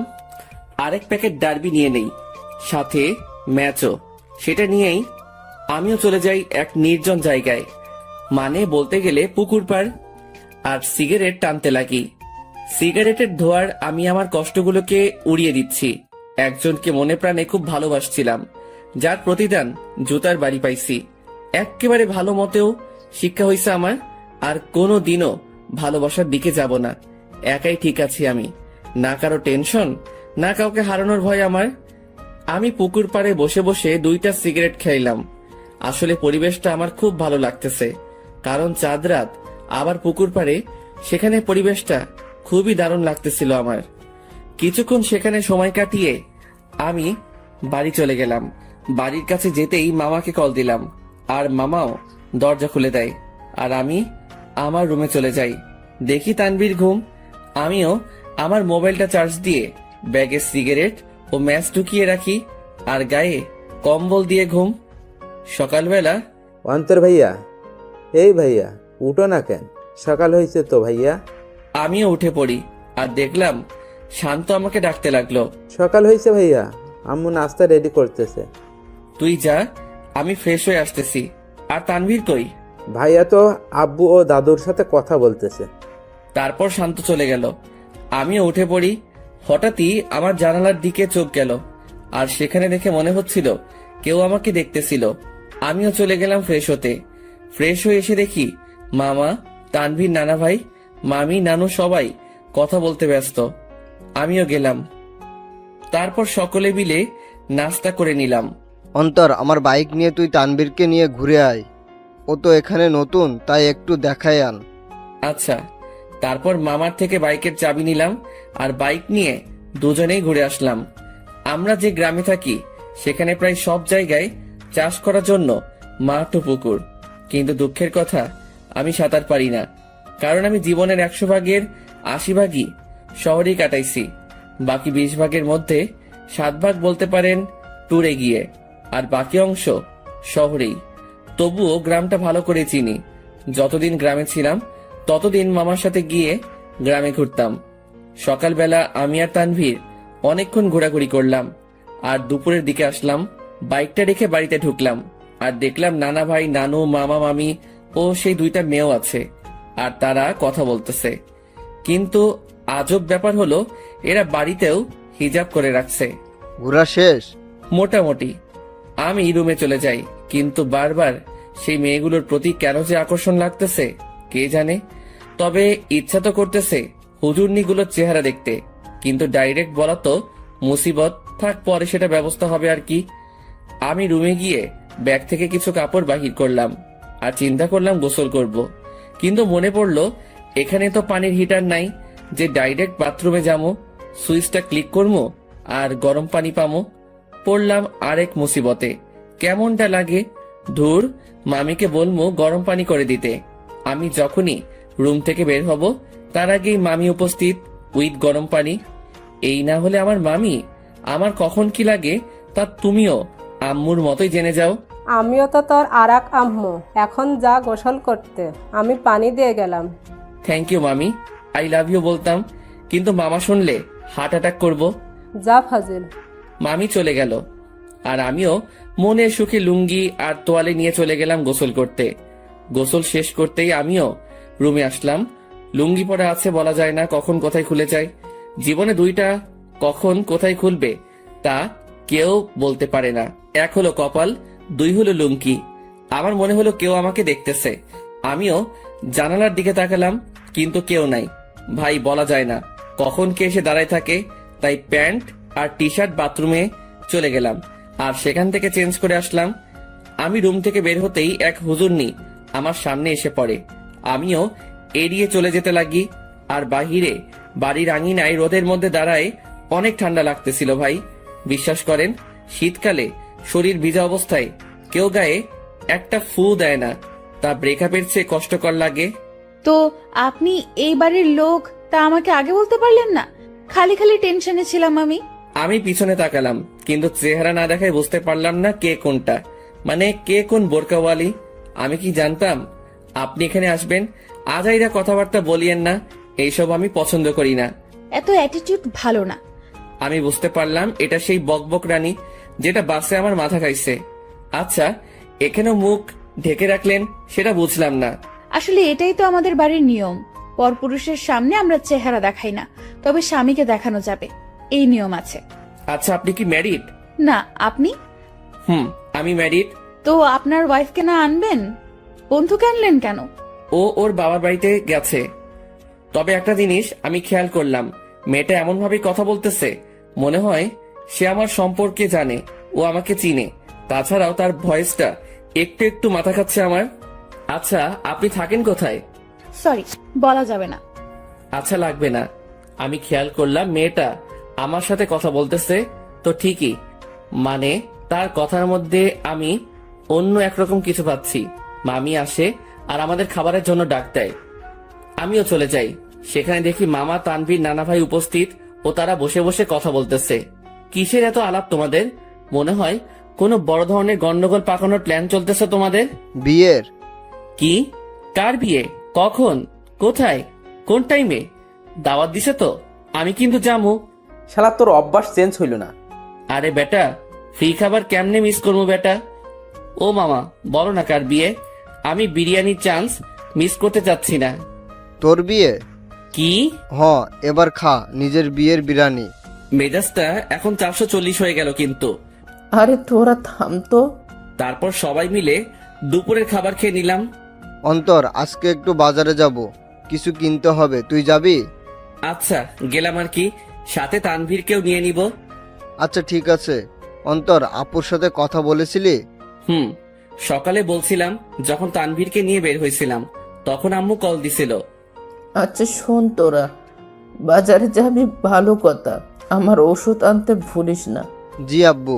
তবে আমি যাব না রে, আমার একটু শরীর খারাপ লাগতেছে। আচ্ছা ঠিক আছে, তুই রেস্ট নে, আমি আর মামা যাব।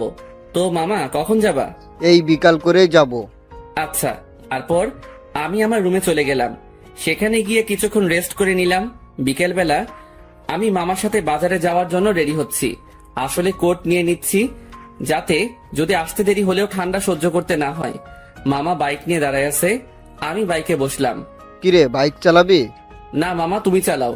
তারপর মামা বাইক চালাতে লাগে আর আমিও বাইকে বসে আছি। বাইক চলতেছে আপন গতিতে আর আমি বাইকে চড়তেছি আর গ্রামের প্রকৃতি উপভোগ করতে ব্যস্ত। কিছুক্ষণ পরে আমরা বাজারে চলে আসি। মামা আমাকে নামিয়ে একটা জায়গায় বাইকটা রেখে আসে। আচ্ছা মামা, কি কি নিবা বাজার থেকে?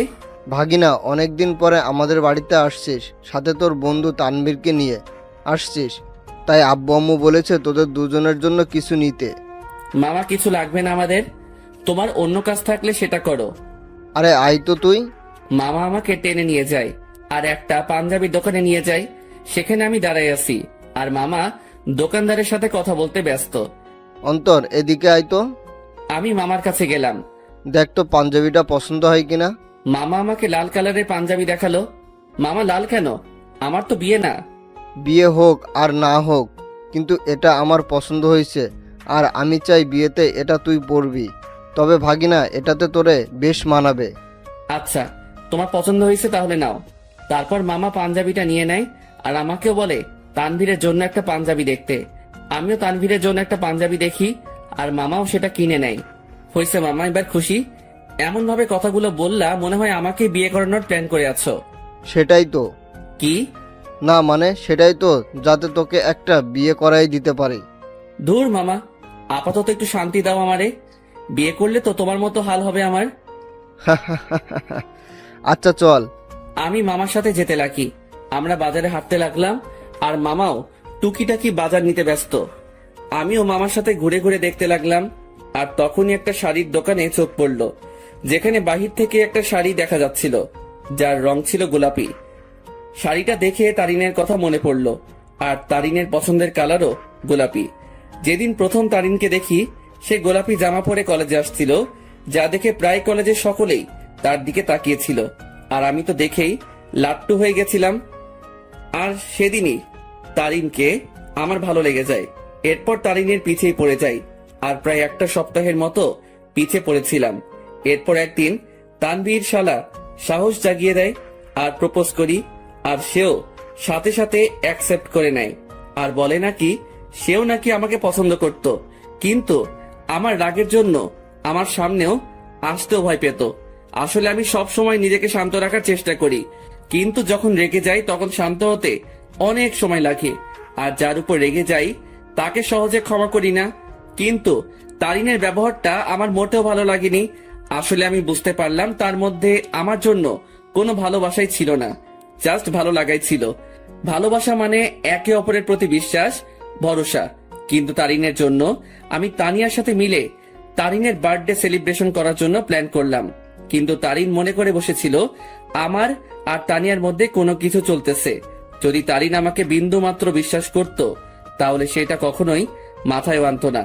কিন্তু তারিনের মনে ভালোবাসা ছিল না, তাই সে আমাকে তানিয়ার সাথে মিশতে দেখে সন্দেহ করতে লাগলো। আমি মনে করেছিলাম তারিনকে তার বার্থডে পার্টির সারপ্রাইজ দিব, কিন্তু সেই আমাকে বড় ধরনের সারপ্রাইজ দিয়ে বসে আছে। তার জন্য আমি একটা সপ্তাহ শান্তিতে ঘুমাতে পারি নাই, কারণ আমি তারিনের জন্য তার পছন্দের জিনিসগুলো কিনতে আনতে ব্যস্ত। কারণ আমি তারিনকে খুশি দেখতে চাই। তার জন্য এত কিছুই করে শেষমেশ জুতার বাড়ি ও মিথ্যা অপবাদ পেলাম। সে না জেনেই আমাকে এভাবে আঘাত করলো। যদি তার মনে আমার জন্য বিন্দুমাত্র ভালোবাসা থাকতো তাহলে সে আমাকে সন্দেহ না করে আমার প্রতি বিশ্বাস রাখতো। কিন্তু সে থাক, যা হয়েছে ভালোই হয়েছে। আমিও উচিত শিক্ষা পেলাম আর বুঝতে পারলাম তারিন আমাকে কেমন ভালোবাসছিল। কিরে, কি ভাবছিস? কই কিছুই না। আচ্ছা, নানা ভাইয়ের ওষুধ নিছো? নিব, কিন্তু তোর চোখে পানি কেন? আরে চোখে বালি ঢুকছে, সেটার জন্য। আমার সাথে আয়। আমি মামার সাথে গেলাম, আর মামা একটা কলের কাছে নিয়ে যায়, আর আমিও মুখ ধুয়ে নেই। আসলে তারিনের কথা মনে করতে করতে ওই দিনের ঘটনাটাও মনে পড়ে গেল আমার, তাই চোখেও পানি চলে আসে। সেদিন তারিন আমাকে যেভাবে মারলো আমি বুঝতে পারলাম সে কতটা ঘৃণা করে আমাকে। সে সত্যি না জেনেই আমাকে আঘাত করলো, যা থেকে বোঝা যায় তারিনের ভালোবাসা কত দূর। চল বাড়ি যাব, বাজার শেষ। নানা ভাইয়ের ওষুধ নাও। মামা চলে গেল ওষুধ নিতে, আর আমাকে বাজারের ব্যাগ ও পাঞ্জাবির প্যাকেটগুলো দিয়ে গেল। আমিও সেগুলো নিয়ে বাইকের কাছে চলে গেলাম। আজ তারিনের কথা মনে পড়তে লাগলো, কিন্তু তাকে এখন আমি ঘৃণা করি। তার ভালোবাসার রূপ দেখলাম ভালো করেই। জানি না কোথায় আছে সে, কি করতেছে। দূর, এর কথা কেন ভাবতে লাগলাম? সে যেখানে থাক ভালো থাক, মোট কথা আমার থেকে দূরে থাকলেই ভালো। আমার আশেপাশেও যাতে এই মেয়েটাকে যেন না দেখি আমি। মামা ওষুধ নিয়ে আসে, তারপর মামা বাইক নেয়, আর আমিও বসে পড়ি ব্যাগ নিয়ে। তারপর আমরা বাড়ি ফিরি। আমি ব্যাগগুলো ডাইনিং টেবিলে রেখে আমার রুমে চলে যাই। সেখানে বসে বসে আমিও মোবাইল নিয়ে ব্যস্ত, কিন্তু তানভীর রুমে ছিল না। শালা ঠান্ডার মধ্যে গেল কই? কিছুক্ষণ পরে মামি আসে আর নাস্তার জন্য যেতে বলে। আমিও মোবাইল চার্জে লাগিয়ে নাস্তা করতে চলে যাই। দেখলাম তানভীর উপস্থিত, আর সে মামা ও নানা ভাইয়ের সাথে কথা বলতেছে। কিরে তানভীর, কই ছিলি তুই? আরে এমনি একটু বের হলাম আর কি। তারপর নাস্তা করি আর রুমে চলে যাই। সেখানে তানভীরও আসে। তোর নাম্বার বন্ধ কেন? কি বলিস? নাম্বার বন্ধ? কোনটা? কেন, শেষে 86 ওইটা? ও ওইটা? ওইটা তো নষ্ট হয়ে গেছে। নষ্ট হয়েছে নাকি তুই নষ্ট করছিস? আমি করছি। কেন, তোর কাছে আমার শেষে 68 ওয়ালা নাম্বারটা নাই? আছে তো। সেটাতে কল দিলে পাবি। আচ্ছা, তানিয়ার সাথে কথা হয়েছে তোর? আরে আরেকটু আগেও তো কথা বলে আসলাম তার সাথে। কি? আরে ফোনে কথা বললাম আর কি। তুই কি মনে করছিস তানিয়া এখানে আর আমিও তার সাথে ঘুরে ঘুরে কথা বলতেছি? আমি তো এটা মনে করি নাই। তুই এই কথাটা বললি কেন? আরে শালা, তুই তো এটাও ভাবতে পারিস, তাই আগে বলে দিলাম আর কি। আচ্ছা বাদ দে। আর শোন, তানিয়াকে আমার পক্ষ থেকে সরি বলে দিস ওই দিনের ঘটনার জন্য। আরে বেটা বলতে হবে না, আমি সামলে নিছি ব্যাপারটা। তারপর তানভীরের সাথে রাতে খাবারের আগ পর্যন্ত আড্ডা দেই। তারপর মামা এসে আমাদের খাবারের জন্য ডাকে, আর আমরাও খাবার খেয়ে নেই। এরপর রাতে আম্মু আব্বুর সাথে কথা বলে নিলাম, আর মোবাইলে সকাল ভোরের জন্য অ্যালার্ম দিলাম। যাতে সকালে উঠে নামাজ পড়ে গ্রামের শীতকালের সকালের দৃশ্য উপভোগ করতে পারি। এরপর দিলাম ঘুম। সকাল ভোরে আমার অ্যালার্ম বেজে ওঠে আর আমিও উঠে পড়ি। আমার অ্যালার্ম শুনে তানভীর কিছুটা নড়ে ওঠে। আমিও অ্যালার্মটা বন্ধ করে দেই আর শালা আবার ঘুম। আমিও ফ্রেশ হয়ে নেই আর বাসার থেকে উজু করে নেই। এরপর দরজা খুলে আমিও চলে গেলাম মসজিদে ফজরের নামাজের জন্য। মসজিদে নামাজ শেষ করে এবার বেরিয়ে পড়লাম ঘোরার জন্য। চারিদিকে কুয়াশায় ঘেরা, সামনে কি আছে কেউ দেখতে পারবে না। আর গ্রামের পরিবেশে এটা একটা অসাধারণ ও মুগ্ধকর মুহূর্ত। তবে এটাই না, এখন সবচেয়ে আকর্ষণীয় জিনিস দেখার বাকি, যেটা প্রায় অনেকে দেখতে গ্রামে আসে। আর সেটা হলো শীতকালে সকাল ভোরে সূর্যোদয়। ভাগ্যিস আমি কোট শু পরে বের হইছি, না হলে এমনিও ঠিক না জমি কুলফি হয়ে যাইতাম। আমি হাঁটতে লাগি আর কিছু স্বপ্ন দেখছিলাম, সেইগুলো ভাবতে লাগি। একদিন এক শীতের সকালে তাকে নিয়ে হাঁটবো, একটা চাদরকে দুজনে ভাগাভাগি করে নিয়ে পড়বো, একে অপরকে ধরে সেই কুয়াশা ভরা রাস্তায় একে অপরকে নিয়েই মগ্ন থেকে হেঁটে যাব। তাকে নিয়ে শীতের সকালে সূর্যোদয় দেখব, আর সকালবেলা দুজনে ঠান্ডা ঠান্ডা খেজুরের রস খাবো। হয়তো এটা কোনোদিনও পূরণ হবে না, স্বপ্নই থেকে যাবে। থাক, কেউ লাগবে না আমার। আমার লাইফ আমি একাই এনজয় করব। তার ভালোবাসার কোনো প্রয়োজন নেই আমার। তার ভালোবাসার নমুনা দেখলাম ভালো করেই। যার মধ্যে আমার জন্য বিন্দুমাত্র বিশ্বাস নেই, সে কি করে আমাকে ভালোবাসবে? ভালোবাসার মধ্যে বিশ্বাসের অবদান বেশি, কারণ একে অপরের প্রতি বিশ্বাসী ভালোবাসাকে আরো বাড়িয়ে তোলে। সূর্যোদয় শুরু হয় আর আমিও রাস্তায় দাঁড়িয়ে দেখতে লাগি। পকেটে হাত দেওয়া অবস্থায় সেই মুগ্ধকর দৃশ্য দেখতে ব্যস্ত আমি। সূর্যোদয় শেষ আর কুয়াশাও আস্তে আস্তে দেখা যেতে লাগে আর শেষ হতে লাগে। তাই আমিও চিন্তা করলাম, শীতের সকাল, দেখি যদি কোনো চায়ের দোকান পাই তাহলে এক কাপ গরম চা খাওয়া যায়। আমিও হাঁটতে লাগি আর ভাগ্যক্রমে একটা চায়ের দোকানও পেয়ে গেলাম। আমিও সেখানে যাই। এক কাপ চা দেন তো। জি দিচ্ছি, বসেন। আমি বসে আছি আর পকেটে হাত, কারণ হাত প্রায় ঠান্ডা হয়ে আসছে। এখন যদি তানভীরের পাশে থাকতো তাহলে আমার এই ঠান্ডা হাত তার পিঠে ঢুকাই দিতাম। প্রতি শীতেই শালারে এই চাকা দিয়ে আমি। চা দিয়ে গেল আর আমিও পকেট থেকে হাত বের করে দুই হাত দিয়েই চায়ের গ্লাস ধরি। চায়ের গ্লাসের তাপ দিয়ে হাত গরম করতেছি আর একটু একটু চুমুক দিচ্ছি চায়ে। চা খাওয়া শেষ করলাম আর পকেট থেকে মানি ব্যাগটা বের করে চায়ের বিল দিয়ে দিলাম আর সেখান থেকে চলে আসলাম। আমি বাড়ির দিকে যেতে লাগি। বাড়ি আঙিনায় যেতে দেখি সামনে একটা সিএনজি। মনে হয় বাড়িতে কেউ আসছে। থাক, যেই আসুক আমার কি। আমিও আস্তে করে বাড়িতে ঢুকে যাই আর নিজের রুমের দিকে চলে যাই। রুমে প্রবেশ করা মাত্রই আমার চোখ কপালে উঠে গেল। তোমরা? কি রে হারামজাদা, ভালোই তো মজা মাস্তিতে আসিস। জি হ্যাঁ, আমার রুমে আমার আম্মু আব্বু উপস্থিত আর তানভীরও ঘুম থেকে উঠে গেছে। তোমরা এখানে কেমনে? কালকে না তোমাদের সাথে কথা বললাম আমি? আমরা 11টার গাড়িতে উঠি আর এখানে চলে আসি। এখানে আসার কারণটা কি? তাও হঠাৎ করে চলে আসলা, ব্যাপারটা বুঝলাম না। আমার আম্মু আব্বুর বাড়ি আর আমি আসবো না, এটা কি ধরনের কথা? আসবে মানা কি করলো, কিন্তু হঠাৎই না বলে চলে আসলা, ব্যাপারটা আমাকে একটু চিন্তায় ফেলে দিল। চুপ হারামজাদা, এত চিন্তা করতে হবে না তোকে। তোর জন্য আমি তানভীরকে মারলাম। মানে? আর বলিস না দোস্ত, আমাকে তুই মনে করে আমি ঘুমানো অবস্থায় মাথায় দিল একটা। তুই শালা মাইরের যোগ্য। আম্মুর কাছে গিয়ে আম্মুকে জড়িয়ে ধরলাম। তো মাই আম্মা যান, একটু বলবেন আপনার চেহারা এত খুশি কেন? কারণ আমার আব্বু জানটাকে পেয়ে গেলাম যে। কেমন আছিস আব্বু? কোনো অসুবিধা হচ্ছে না তো? আর বলিও না আম্মু, রাতের বেলা মশারা আমার কিস নিতে নিতে আমার ইজ্জত আস্ত রাখে নাই। এখন বউকে কি বলবো সেটাই সমস্যা। আমার কথা শুনে আম্মু আব্বু হেসে দেয়, কিন্তু তানভীরের মুখে অন্য কিছু দেখতে পাচ্ছি। কিরে তানভীর, তোর কি হয়েছে আবার? কই কিছুই না, আমার ঠান্ডা লাগছে, আমি ঘুমাই। যা ঘুমা তুই। আমি আম্মু আব্বুকে নিয়ে হলরুমের দিকে গেলাম আর দেখলাম মামা নানা ভাই কথা বলতেছে। আপু, এটা কি আসলেই তোর ছেলে? কেন? তোরে কি করলো? আর বলিস না আপু, আসতে না আসতেই আমার জীবনের অর্ধেক আগেই টানা টানা করেছে, আর এখন বাকিটুকু করতেছে আর কি। এই মামা, মেজাজ গরম করিও না, না হলে যে একেবারে জায়গা বরাবর বাস দিমো। আল্লাহ কি দেখে তোরে বানাইছে বুঝি না, একবারে ফাজিল, এর বাপ তুই। আজ আছি তো তাই এইসব বলতেছো, একদিন এই ফাজিলটা থাকবে না, সেদিন মিস করলেও লাভ হবে না মামু। প্রথম কথা, তুই ফাজিল না, শয়তানের নানা, আর শয়তান মরে না, বুঝছস? ওকে, দেখা যাবে। মামা ভাগিনার ঝগড়া শেষ হয়েছে? হয় নাই, আরো বাকি আছে। মামু, মেজাজটা কিন্তু 440 করছো। কোন সময় কোন অঘটন ঘটাই দেই আর তোমারে ফাঁসাই দিব কিন্তু। কেন, কি করবি তুই? বেশি কিছু না, গ্রামে কোনো এক আন্টিকে টাকা দিয়ে ভাড়া করে আনবো। কেন, গ্রামের মহিলা এনে কি করবি? বেশি কিছু না, তারে বলবো তোমার জিএফ হিসেবে নিজেকে পরিচয় দিতে, বাকিটা মামি সামলাবে আর কি। কথাটা শুনে আব্বু আম্মু নানা ভাই হেসে দিল। মামা ফুল শক খেয়ে গেল। ওরে খোদারে, আমার জীবন শেষ করার জন্যই জন্মাইছে। হারামজাদা বজ্জাত, কি জিনিস রে তুই? এই আপু, এটা কি আসলে তোর ছেলে? আমার সন্দেহ হচ্ছে, এটাকে মনে হয় ভুল করে নিয়ে নিচ্ছিস তুই।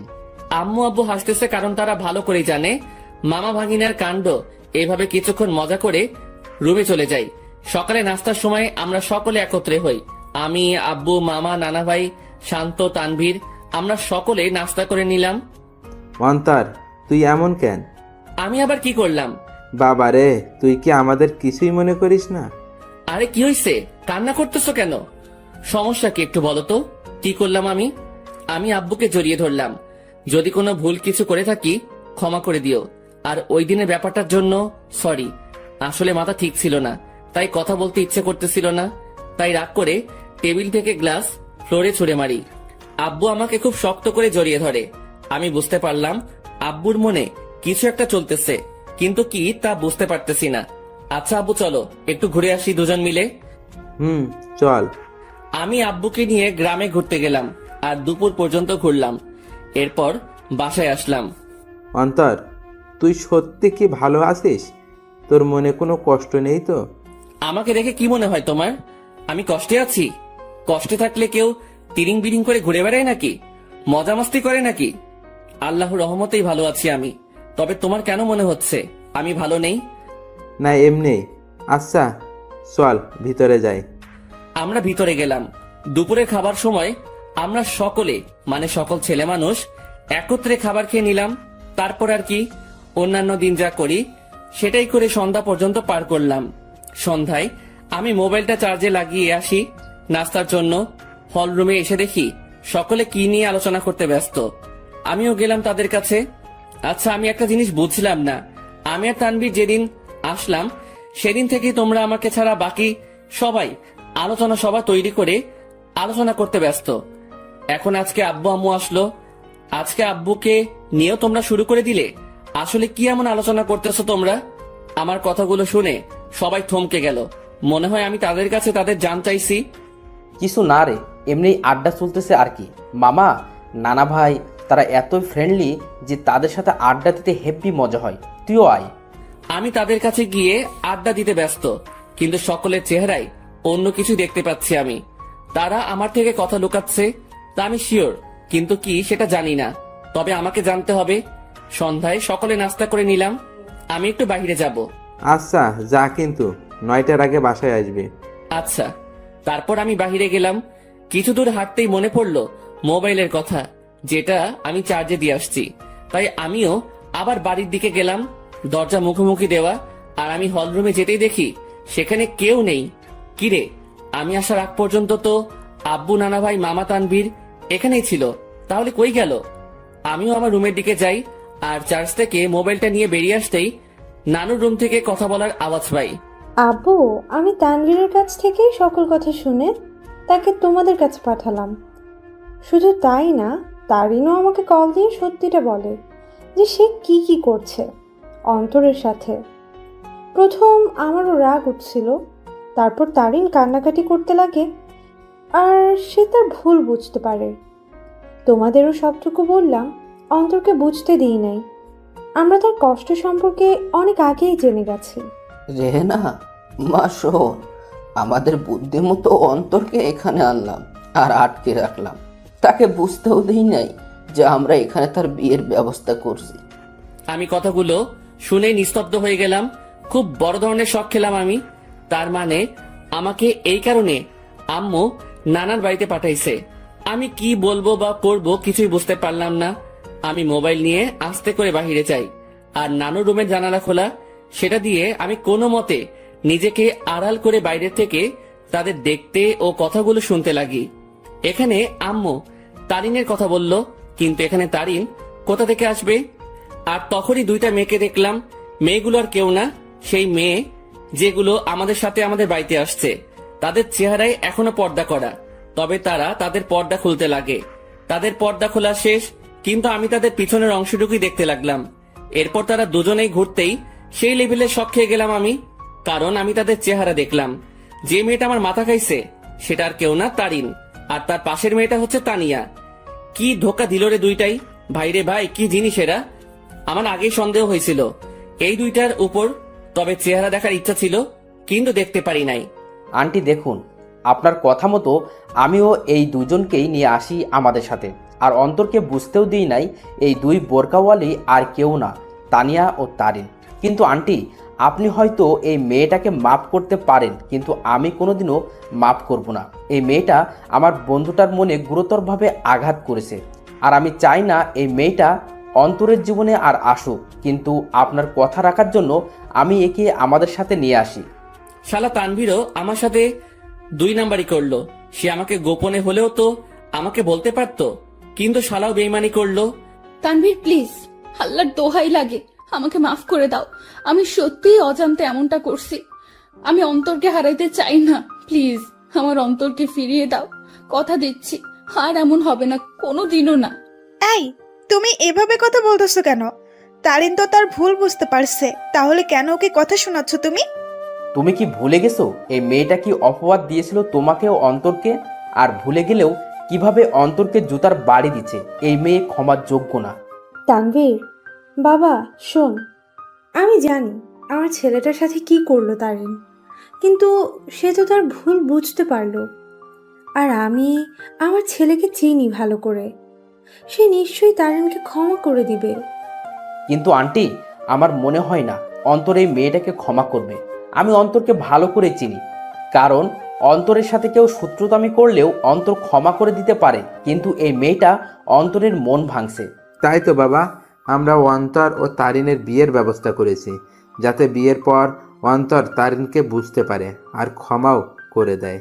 আর এই জন্যই আগামীকালেই অন্তর ও তারিনের বিয়ে দিব আমরা সকলে মিলে। তানভীর, আমি অন্তরকে না পেয়ে মরেই যাব। দেখো তানভীর, আমি জানি আমি অনেক বড় ভুল করছি, কিন্তু বিশ্বাস করো অন্তরকে আমি নিজের থেকেও বেশি ভালোবাসি। তানভীর, আমি তোমার পায়ে পড়ি, একমাত্র তুই পারিস অন্তরকে আমার করে দিতে। এই মেয়ে দূরে থাক আমার থেকে। আর আন্টি আঙ্কেল যেহেতু আপনার অন্তরকে না জানিয়ে অন্তরের বিয়ের ব্যবস্থা করছেন, যদি অন্তর জানতে পারে যে আপনাদের প্ল্যানে আমি জড়িত, তাহলে অন্তর আমাকে কখনোই ক্ষমা করবে না। তাই আপনারাও কেউ বলিয়েন না যে আমি আপনাদের সাথে ছিলাম। কিন্তু তানভীর, আমি তো সত্যিটা জেনেই গেছি। আর কথা রইল বিয়ের, সেটা তখনই হবে যখন আমি এখানে থাকবো। তার আগেই আমি এখান থেকে কেটে পড়বো। ঠিক আছে বাবা, আমরা এটা বলবো না যে তুমি সব জানতে। আমরা ব্যাপারটা লুকাবো অন্তর থেকে। এবার আমার সামনে সকল সত্য চলে আসলো। বাহ, ভালোই তো প্ল্যান করছে। আর কি বললো তারিন? সে আমাকে ভালোবাসে, তাই না? আর ভালোবাসা লাগবে না, বিয়ে তো দূরে থাক, তার চেহারাও দেখতে আমি ইচ্ছুক নই। আমিও চলে গেলাম। কোনো মতে রাত 8টা পর্যন্ত বাইরে কাটালাম। আমি বাড়ি আসলাম আর দেখলাম তারা কথা বলতেছে। আমি তো এখন জেনেই গেছি তাদের কি নিয়ে আলোচনা হতো এতদিন। তারা আমার থেকে কথা লুকাইছে, এবার আমিও তাদের বুঝতে দিব না আমিও তাদের গোপন কথাটা জেনে গেছি। সকলে মিলে রাতের খাবারটা খেয়ে নিলাম, তবে আমি চুপচাপ ভাবে থাকি আর তাদের বুঝতে দেই না আমার মনে কি চলতেছে। আমি কারোর সাথে কোনো কথা না বলে চলে যাই রুমে। কিরে, কি করিস? কিছু না। কিরে, এভাবে চুপচাপ আসিস কেন? আমার ঘুম আসতেছে। Bye, good night. আমি কম্বলটা গায়ের উপর দিয়ে শুয়ে পড়ি। রাত প্রায় 12টা বাজে। তানভীর ঘুমায়, কিন্তু আমি ঘুমাইনি, কারণ আমি চলে যাব এখান থেকে, কাউকে বলেও যাব না। আমিও উঠে আমার ব্যাগ গুছিয়ে নিয়ে রেডি হয়ে আস্তে করে ব্যাগ নিয়ে রুম থেকে বেরিয়ে পড়ি আর আস্তে করে দরজা খুলে বাসার বাইরে চলে যাই। আমাদের বাড়ি থেকে বাস স্টেশন প্রায় হেঁটে গেলে 15 মিনিটের রাস্তা, আর আমিও ব্যাগ নিয়ে হাঁটতে লাগি। বাস স্টেশন প্রায় হেঁটে গেলে 15 মিনিটের রাস্তা, আর আমিও ব্যাগ নিয়ে হাঁটতে লাগি। আমি কোনো মতে বাস স্টেশনে পৌঁছে যাই। সেখানে গিয়ে মামা তানভীরকে SMS করে দেই যে আমি চলে যাচ্ছি, আমার জন্য চিন্তা না করতে। ব্যাস, মেসেজ দিয়ে মোবাইলটা অফ করে দেই আর বাস স্টেশনে বসে আছি। আজ আমি আমার আপন মানুষগুলো থেকে দূরে চলে যাব, তবে জানি না কোথায় যাব আমি। তবে আপাতত আমি আমার এলাকার দিকেই যাব। এরপর না হয় অন্য কোনো কিছু ভাববো আমি। ভাগ্যক্রমে একটা বাস আসে আর আমি উঠে পড়ি। আমি বাসের মধ্যে ড্রাইভারের পিছনের সিটে বসি। সেখানে টিকিট বাকি ছিল, তাই আমিও নিয়ে নেই। মোট কথা তাদের থেকে দূরে চলে যেতে চাই আমি। আর তারিন, যে কিনা আমাকে অনেক কষ্ট দিল, সে আমার আম্মু আব্বুকে ভালোই পটাতে পারলেও সে কোনো দিনও আমাকে পাবে না, কারণ সে আমার মনে গুরুতরভাবে আঘাত করলো, যা সহজেই মিটবে না। আমি অনেক কষ্ট ভোগ করছি, আর এত সহজে তারিন আমাকে পেয়ে যাবে তা কোনো দিনও না। এবার সেও বুঝুক, যখন ভালোবাসার মানুষ দূরে থাকে ও ঘৃণা করে তখন কেমন লাগে। আমি অনেক কষ্ট অনুভব করলাম, এবার তার পালা কষ্ট অনুভব করার। আমি কোনো দিনও তারিনকে বোরকা পরা অবস্থায় দেখি নাই, আর আমাদের সাথে যখন বাসে ওঠে তখন সে বোরকাটা পরে, মানে শুধু চোখগুলো দেখা যাবে, বাকি শরীরের অংশ দেখা যাবে না। ওই বোরকাটা পরে, আর এই বোরকাটা পরায় আমি তারিনকে চিনতে পারি নাই। তবে শুধু তারিন না, তানিয়াও তারিনের মতোই বোরকা পরে, তবে বোরকার রংটা ভিন্ন। তারিন পরছিল কালো আর তানিয়া পরছিল একটু নেভি ব্লু বোরকা। মেয়েটা ভালোই বুদ্ধি খাটাইছে, মানতেই হবে। সে আমার সামনে না এসে আম্মু আব্বুকে ভালোভাবেই পটাইছে, কিন্তু কোনো লাভ হয়নি। কি করে ভাবলো এত সহজে আমাকে পেয়ে যাবে? আমাকে যতটুকু কষ্ট দিল তাকেও সেটা অনুভব করতে হবে। এরপর না হয় দেখা যাবে। প্রায় 2 ঘন্টা বাস চলতেছে, কিন্তু চোখে কোনো ঘুম নেই আমার। থাকবেই বা কি করে? যে দেখলাম ও শুনলাম আমি যদি আজ সেখান থেকে না চলে আসতাম, তাহলে তারা আমাকে জোর করে হলেও তারিনের সাথে বিয়ে দিত। কিন্তু আমি কোনো দিনও এই মেয়েকে এত সহজে মেনে নিব না। একবার এই মেয়েটা আমাকে সন্দেহ করে ও অবিশ্বাস করে, আমাকে অনেক অপমান করলো আর জুতার বাড়িও দিল।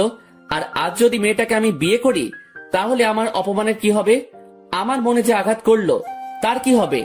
আর তাছাড়াও এরপর সে যদি অন্য কোনো কাহিনী করে বসে বা আমার পরিবার থেকে আমাকে আলাদা করতে চায়, তাহলে না, এই মেয়ে ভালোবাসার যোগ্য নয়। ওর মনে কোনো ভালোবাসা নেই, আছে শুধু ভালো লাগা। আর ভালোবাসার কি বা বুঝে এই মেয়ে? হ্যাঁ, ভালোবাসার কোনো কিছু জানে সে? ভালোবাসা কি সেটা জানে নাকি? যদি সে সত্যিকারই আমাকে ভালোবাসতো তাহলে আমার উপর ভরসা রাখতো, কিন্তু সে। বাসের ব্রেক কাজ করতেছে না। কথাটা শুনে সেখানে থাকা যাত্রীরা ও আমি শক খেয়ে গেলাম। কি বলতেছেন আপনি এসব? বাসের ব্রেক কাজ করতেছে না, হঠাৎ করেই ব্রেক কাজ করা বন্ধ করে দিয়েছে। ড্রাইভারের কথা শুনে যাত্রীরা আতঙ্কে ও ছোটাছুটি চিৎকার চেঁচামেচি শুরু করে দেয়। আরে আপনারা শান্ত হন সবাই, প্লিজ এভাবে উত্তেজিত হবেন না। আর তখনই সামনে থেকে একটা ট্রাক আসে আর বাসের সাথে ট্রাকের ধাক্কা লাগে। এক মুহূর্তেই সকল কিছু পরিবর্তন হয়ে গেল। আমার চোখ ঝাপসা হয়ে আসছে, তবুও চোখে একবার আশেপাশে দেখে নেই। মৃত্যু আমার চলে আসছে, আর আমার জীবনের সমাপ্তি হয়তো এইভাবেই হওয়ার ছিল। আর কিছুক্ষণের মধ্যে অন্তর সেখানে মারা যায়। বাসে প্রায় 40 জনের মতো ছিল, যার মধ্যে অনেকেই গুরুতর আহত হয়। আর সামনে থাকা ড্রাইভারও শেষ। বাসটি সামনে স্টেশন থেকে যাত্রী নেওয়ার কথা ছিল, হয়তো আর যাত্রী নেওয়া হলো না। কিছুক্ষণ পরেই সেখানে উদ্ধারকর্মী ও অ্যাম্বুলেন্স আসে ও তাদের কাজ করতে ব্যস্ত। সকালবেলা তানভীরের মোবাইল বেজে ওঠে। হ্যালো। অপর পাশ থেকে কথা শুনে তানভীরের মোবাইল হাত থেকে পড়ে যায়। তানভীর পাগলের মতো ব্যবহার করতে শুরু করে, আর তানভীর অন্তরের মামাকে নিয়ে সেও সকাল সকাল বেরিয়ে পড়ে। তানভীর ও অন্তরের মামা জায়গা মতো চলে যায়। তাকে একজন পুলিশ ফোন দেয় আর ঠিকানাটাও দেয়, আর বলে সেখানে চলে আসতে, আর তানভীরও সেখানে চলে যায়। তানভীর, কি হয়েছে? তুই এখানে আনলি কেন? তানভীর চুপ হয়ে আছে। জি, আপনার নাম কি তানভীর? জি। আসুন আমার সাথে। আসলে ডেড বডির পকেট থেকে আমরা একটা মোবাইল পাই, আর সেটা অন করেই সেখানে আপনার নাম্বার দেখতে পাই, যেখানে লেখা ছিল তানভীর বেস্টো। তাই আপনাকে কল দিলাম। কার ডেড বডির কথা হচ্ছে অফিসার? আসুন আমার সাথে। পুলিশ তানভীর ও অন্তরের মামাকে একটা রুমে নিয়ে যায়, যেটাতে ডেড বডি শোয়ানো। সেখানে সাদা চাদর মোড়ানো একটি লাশের কাছে নিয়ে যায়।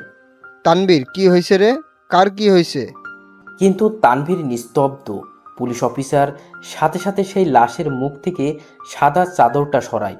সাথে সাথে অন্তরের মামা লাশ দেখে থমকে যায়, কারণ এটা তার ভাগ্নে অন্তরের ডেড বডি। এই তানভীর, এটা কে? দেখতে তো পুরাই আমাদের অন্তরের মতো লাগতেছে। তানভীরের সাথে সাথে সেই বড়িটা ধরে চিৎকার করে কান্না করতে লাগে, কারণ আজ তার বন্ধু তার থেকে বহুদূরে চলে গেছে, যেখান থেকে আর কোনোদিনও ফিরবে না। এই অন্তর, এভাবে শুয়ে আছিস কেন? এই অন্তর, দেখ ভাই, এভাবে শুয়ে থাকিস না, কথা বল ভাই। তুই না আমাকে ভাই ডাকছিস, আর তুই না বলতি তুই আমার কথা শুনবি, তাহলে শালা এভাবে শুয়ে আছিস কেন? এই অন্তর। এই তুই কাকে অন্তর বলতেছিস তানভীর? আমাদের অন্তর তো বাসায়। আর তখনই অন্তরের মামার মোবাইলে কল আসে আর দেখে তার বোন কল দিছে। কি রে ভাই, কই গেছিলি? আর তানভীর, অন্তর কই? অন্তরের মামা এই কথাটা শুনে থমকে যায়, কারণ বলল অন্তর ওর বাড়িতে নেই। সাথে সাথে কল কেটে দেয় আর স্ক্রিনের দিকে তাকায়। সেখানে অন্তরের একটা মেসেজ দেখে, সেও সেটা দেখতে লাগে। সেখানে লেখা ছিল, মামা, আমি তোমাদের মনের গোপনের তথ্যটা জেনে গেছি, কিন্তু তোমরা আমার মনের অবস্থা জানো না। আপাতত আমি এই সব থেকে নিজেকে বিরত রাখতে চাই, কিন্তু বাড়িতে থাকলে আমি শিওর তোমার আমাকে বিয়ে দিয়েই ছাড়বা, তাই বাধ্য হয়ে আমাকে চলে যাইতেই হইতেছে। ভালো থাকিও আব্বু আম্মু, নানা ভাই, নানু, তানভীর, শান্তা, মামি, আর তোমাদের বাসার সেই গেস্টগুলোর খেয়াল রাখিও, আর সাথে নিজেরও খেয়াল রাখিও, আর আমার জন্য দোয়া করিও। খোদা হাফেজ। তোমার জীবন তেনা তেনা কারি। অন্তর মেসেজটা দেখার সাথে সাথে সেও অন্তরের দেহটাকে ধরে কান্না করে দেয়। আপনারা একটা অ্যাম্বুলেন্স ভাড়া করে বাড়িতে নিয়ে যেতে পারেন। অন্তরের মামা একটা অ্যাম্বুলেন্স ভাড়া করে নেয় আর সেখানে অন্তরের দেহটাকে নিয়ে রওনা হয় তাদের বাড়ির দিকে। তাদের বাড়িতে পৌঁছালো। অন্তরের মামাকে দেখে অন্তরের আম্মু সেখানে তার ভাইয়ের কাছে যায়। কি রে ভাই, কই গেছিলি? আর তানভীর, অন্তর কই? কিন্তু তার ভাই চুপ হয়ে আছে। কি রে ভাই, কথা বলিস না কেন? আর আজকে তারিনের পরিবার আসতেছে, তাদের থাকার ব্যবস্থা কর। কি রে, কথা বলিস না কেন তুই? তখনই খেয়াল করে একটা অ্যাম্বুলেন্স তাদের বাড়ির দিকে আসতেছে। কি রে ভাই, বাড়িতে অ্যাম্বুলেন্স? কার কি হয়েছে আবার? কিন্তু তার ভাই নিস্তব্ধ হয়ে আছে, মুখে কোনো কথা নেই। বলতে গেলে জিন্দা লাশ যে জীবিত আছে, কিন্তু কথাবার্তা নেই। সাথে সাথে অন্তরের মামা তার বোনকে জড়িয়ে ধরে কান্না করে দেয়। কি রে মিলন, এইভাবে কান্না করতেছিস কেন? কি হয়েছে রে ভাই? আর তখনই তিনি দেখে সেই অ্যাম্বুলেন্স তাদের আঙিনায় এসে থামে। অ্যাম্বুলেন্স থেকে তানভীর বের হয়। তাকে দেখে সেখানে থাকা অন্তরের আব্বু আম্মু থমকে যায়। এই তানভীর, তুই অ্যাম্বুলেন্স থেকে নামলি যে? আর অন্তর কই রে? সে কি তোমাদের সাথে গেছে নাকি তোরা সব বলে দিছিস তাকে? সাথে সাথে তানভীর তাকে জড়িয়ে ধরে কান্না করতে লাগে। কি রে তানভীর, কান্না করতেছিস কেন? আর অন্তর কই? তানভীর, কি রে বাবা, তুই আর মিলন মিলে এভাবে কান্না করতেছিস কেন? সেখানে থাকা একটা লোক মুখের থেকে চাদরটা সরায়। লাশের চেহারা দেখেই আঙিনায় উপস্থিত অন্তরের আম্মু, আব্বু, নানা ভাই, মামি সকলেই বড় ধরনের ঝটকা খেয়ে গেল। সাথে সাথে অন্তরের আব্বু আম্মু, নানা ভাই সেই লাশের কাছে গেল, আর তারা দেখলো তাদেরই অন্তরের সেই সাদা চাদর গায়ে মরিয়ে চোখ বন্ধ করে আছে। এই এই আব্বু, কি রে, তুই এভাবে শুয়ে আছিস কেন? কি রে, কি হয়েছে তোর? কথা বলিস না কেন? অন্তর, বাবা, কি রে, এভাবে এখানে শুয়ে আছিস কেন? কি হয়েছে তোর? কথা বলিস না কেন? এই তানভীর, আমাদের অন্তর কথা বলে না কেন? ওর কি হয়েছে? নাকি তোরা সব সত্যি বলে দিছিস বলে রাগ করে আছে আমাদের উপর? কি রে তানভীর, মিলন, কথা বলিস না কেন? অন্তর এইভাবে শুয়ে আছে কেন? কিন্তু তানভীর আর তাদের মিলন মামা কান্না করেই যাচ্ছে। কাল রাতে বাস অ্যাক্সিডেন্টে উনি মারা যান। কি যাতা বলতেছেন এগুলো? আমার ছেলে বাড়ি ছিল, ও কি করে নাকি ফাইজলামি করতেছে এই বেয়াদবটা? আমার রাগ উঠে গেছে, কিন্তু এইসব নিয়ে কি ফাইজলামি করিস অন্তর? এইসব কোনো মজা করার ব্যাপার? উঠ বলতেছি, না হলে কিন্তু একটা মারও মাটিতে পড়বে না। তারা অন্তরকে অনেকবার জাগানোর চেষ্টা করলো, কিন্তু অন্তর তো আর জাগবে না। সে চির নিদ্রায় চলে গেল, যেখান থেকে আর ফিরবে না কোনোদিনও। আব্বু, কথা বলিস না কেন তুই? একটিবার কথা বল বাবা। কি রে আব্বু, কথা বল না। সাথে সাথে অন্তরের বাবা মা দুজনেই অন্তরের দেহটাকে জড়িয়ে ধরে কান্না করে দিল। তারিন আর তানিয়া বাড়ি থেকে বের হয়ে দেখে বাড়ির আঙিনায় অনেক মানুষ। কি রে, এখানে এত মানুষ? বিয়ে তো ঘরোয়া পরিবেশে হবে বললো, তাহলে এত মানুষ আর কান্নাকাটির আওয়াজ পাচ্ছি কেন? চল তো দেখি কি হয়েছে। কিরে, আন্টি এভাবে কান্না করতেছে কেন? কি হয়েছে? আঙ্কেলও কান্না করতেছে। কি হয়েছে রে? তারিন অন্তরের আম্মুর কাছে যায়। সেখানে গিয়ে যখনই অন্তরের আম্মুর কাঁধে হাত দিবে তখন সে সেখানেই নিস্তব্ধ হয়ে যায়। তার মুখ দিয়ে আর কোনো কথা বেরোচ্ছে না। সেও সাথে সাথে সেখানে বসে পড়ে। আন্টি, অন্তর এভাবে শুয়ে আছে কেন? কি হয়েছে ওর? কিন্তু তারা সকলেই কান্না করেই যাচ্ছে। কি হলো আন্টি? অন্তর এভাবে শুয়ে আছে কেন? হাই অন্তর, তুমি এভাবে শুয়ে আছো কেন? কি হয়েছে তোমার? এইভাবে সাদা চাদর গায়ে কেন তোমার? হাই অন্তর, কথা বলো না কেন? আঙ্কেল আন্টি, অন্তর এভাবে শুয়ে আছে কেন? কি হয়েছে? কথা বলতেছেন না কেন আপনারা? কিন্তু কারো কোনো মুখে কথা নেই, শুধু কান্না আর কান্না। হাই কলিজা, এভাবে শুয়ে আছো কেন? আমি জানি তুমি আমার উপর অনেক রাগ করে অভিমান করে বসে আছো, কিন্তু বিশ্বাস করো, আমি সত্যি তোমাকে ভালোবাসি। হ্যাঁ, আমি অন্যায় করেছি তোমার সাথে, আর বিশ্বাস রাখি তোমার সাথে, কিন্তু আমি আমার ভুল বুঝতে পারছি। তাই একটিবার আমাকে সুযোগ দাও, আর কোনোদিন এমনটি করব না। সত্যি বলতেছি তোমাকে। কি হলো, কথা বলো না কেন তুমি? হাই কলিজা, একটিবার কথা বলো না, আমি তোমার পায়ে ধরতেছি। এই আর একটিবার সুযোগ দাও আমাকে, দোয়াই লাগে তোমার। এইভাবে চুপ থেকো না প্লিজ। দেখো, আমার কিন্তু ভয় লাগতেছে। আর তুমি এইভাবে চুপচাপ শুয়ে আছো কেন? কথা বলো না। দেখো, এভাবে চুপচাপ থেকো না। আমার আর এমন ভুল আমি করবো না। সবসময় তোমার প্রতি বিশ্বাস রাখবো। হাই কলিজা, কথা বলো না কেন? কি হয়েছে তোমার? তারিন অন্তরের হাত ধরে উঠালো আর সাথে সাথে পড়ে যায়। আর তখনই তানিয়া এসে তারিনকে ধরে আর নিয়ে যেতে লাগে। আই তানিয়া, ছাড় আমাকে। আমার কলিজা কথা বলে না কেন? কি হয়েছে ওর? আমাকে ছাড় বলতেছি। তারিন, অন্তর আর কথা বলবে না রে। সে আর কোনো দিনও আমাদের সাথে কথা বলবে না, হাসি ঠাট্টাও করবে না। সে আমাদের একা করে দিল রে। রাগ তো আমার সাথে করলো, তাহলে তোরা একা কি করে হবি? আর দেখি, ছাড় আমাকে, আমি ওর কাছে যাব। ওইখানে শুয়ে আছে আমার উপর রাগ করে, আর আমার সাথে কথাও বলে নাই রাগ করে। দেখি, ছাড় আমাকে, আমি ওকে মানিয়ে নিব। দেখবি, ও ও আমার সাথে কথা বলবে। ছাড় বলতেছি আমাকে। তারিন সেখানেই পাগলামো শুরু করে দেয়। সে কোনো মতেই বিশ্বাস করতে পারছে না তার অন্তর শুধু তাকেই না, সকলকে ছেড়ে চলে গেল ওপারে, যেখান থেকে আর কোনোদিনও ফিরবে না। তারিন পাগলামো করতে করতে জ্ঞান হারিয়ে ফেলে আর তাকে ঘরের ভিতরে নিয়ে যাওয়া হয়। দুপুরবেলা জানাজা পড়িয়ে অন্তরকে নিয়ে যেতে লাগে তার চিরস্থায়ী স্থানে। আজ এক আব্বুর কাঁধে তার ছেলের লাশ, এক বন্ধুর কাছে তার ভাইস্বরূপ বন্ধুটির লাশ হয়ে শুয়ে আছে, আর এক হতভাগা মামা যার সাথে হাসি মজা করে বেড়ানো ভাগ্নিটার লাশের খাট বহি করে নিয়ে যাচ্ছে তার চিরস্থায়ী স্থানে। অন্তরকে কবরে শোয়ানো হয়, তাকে মাটি দেওয়া হয়।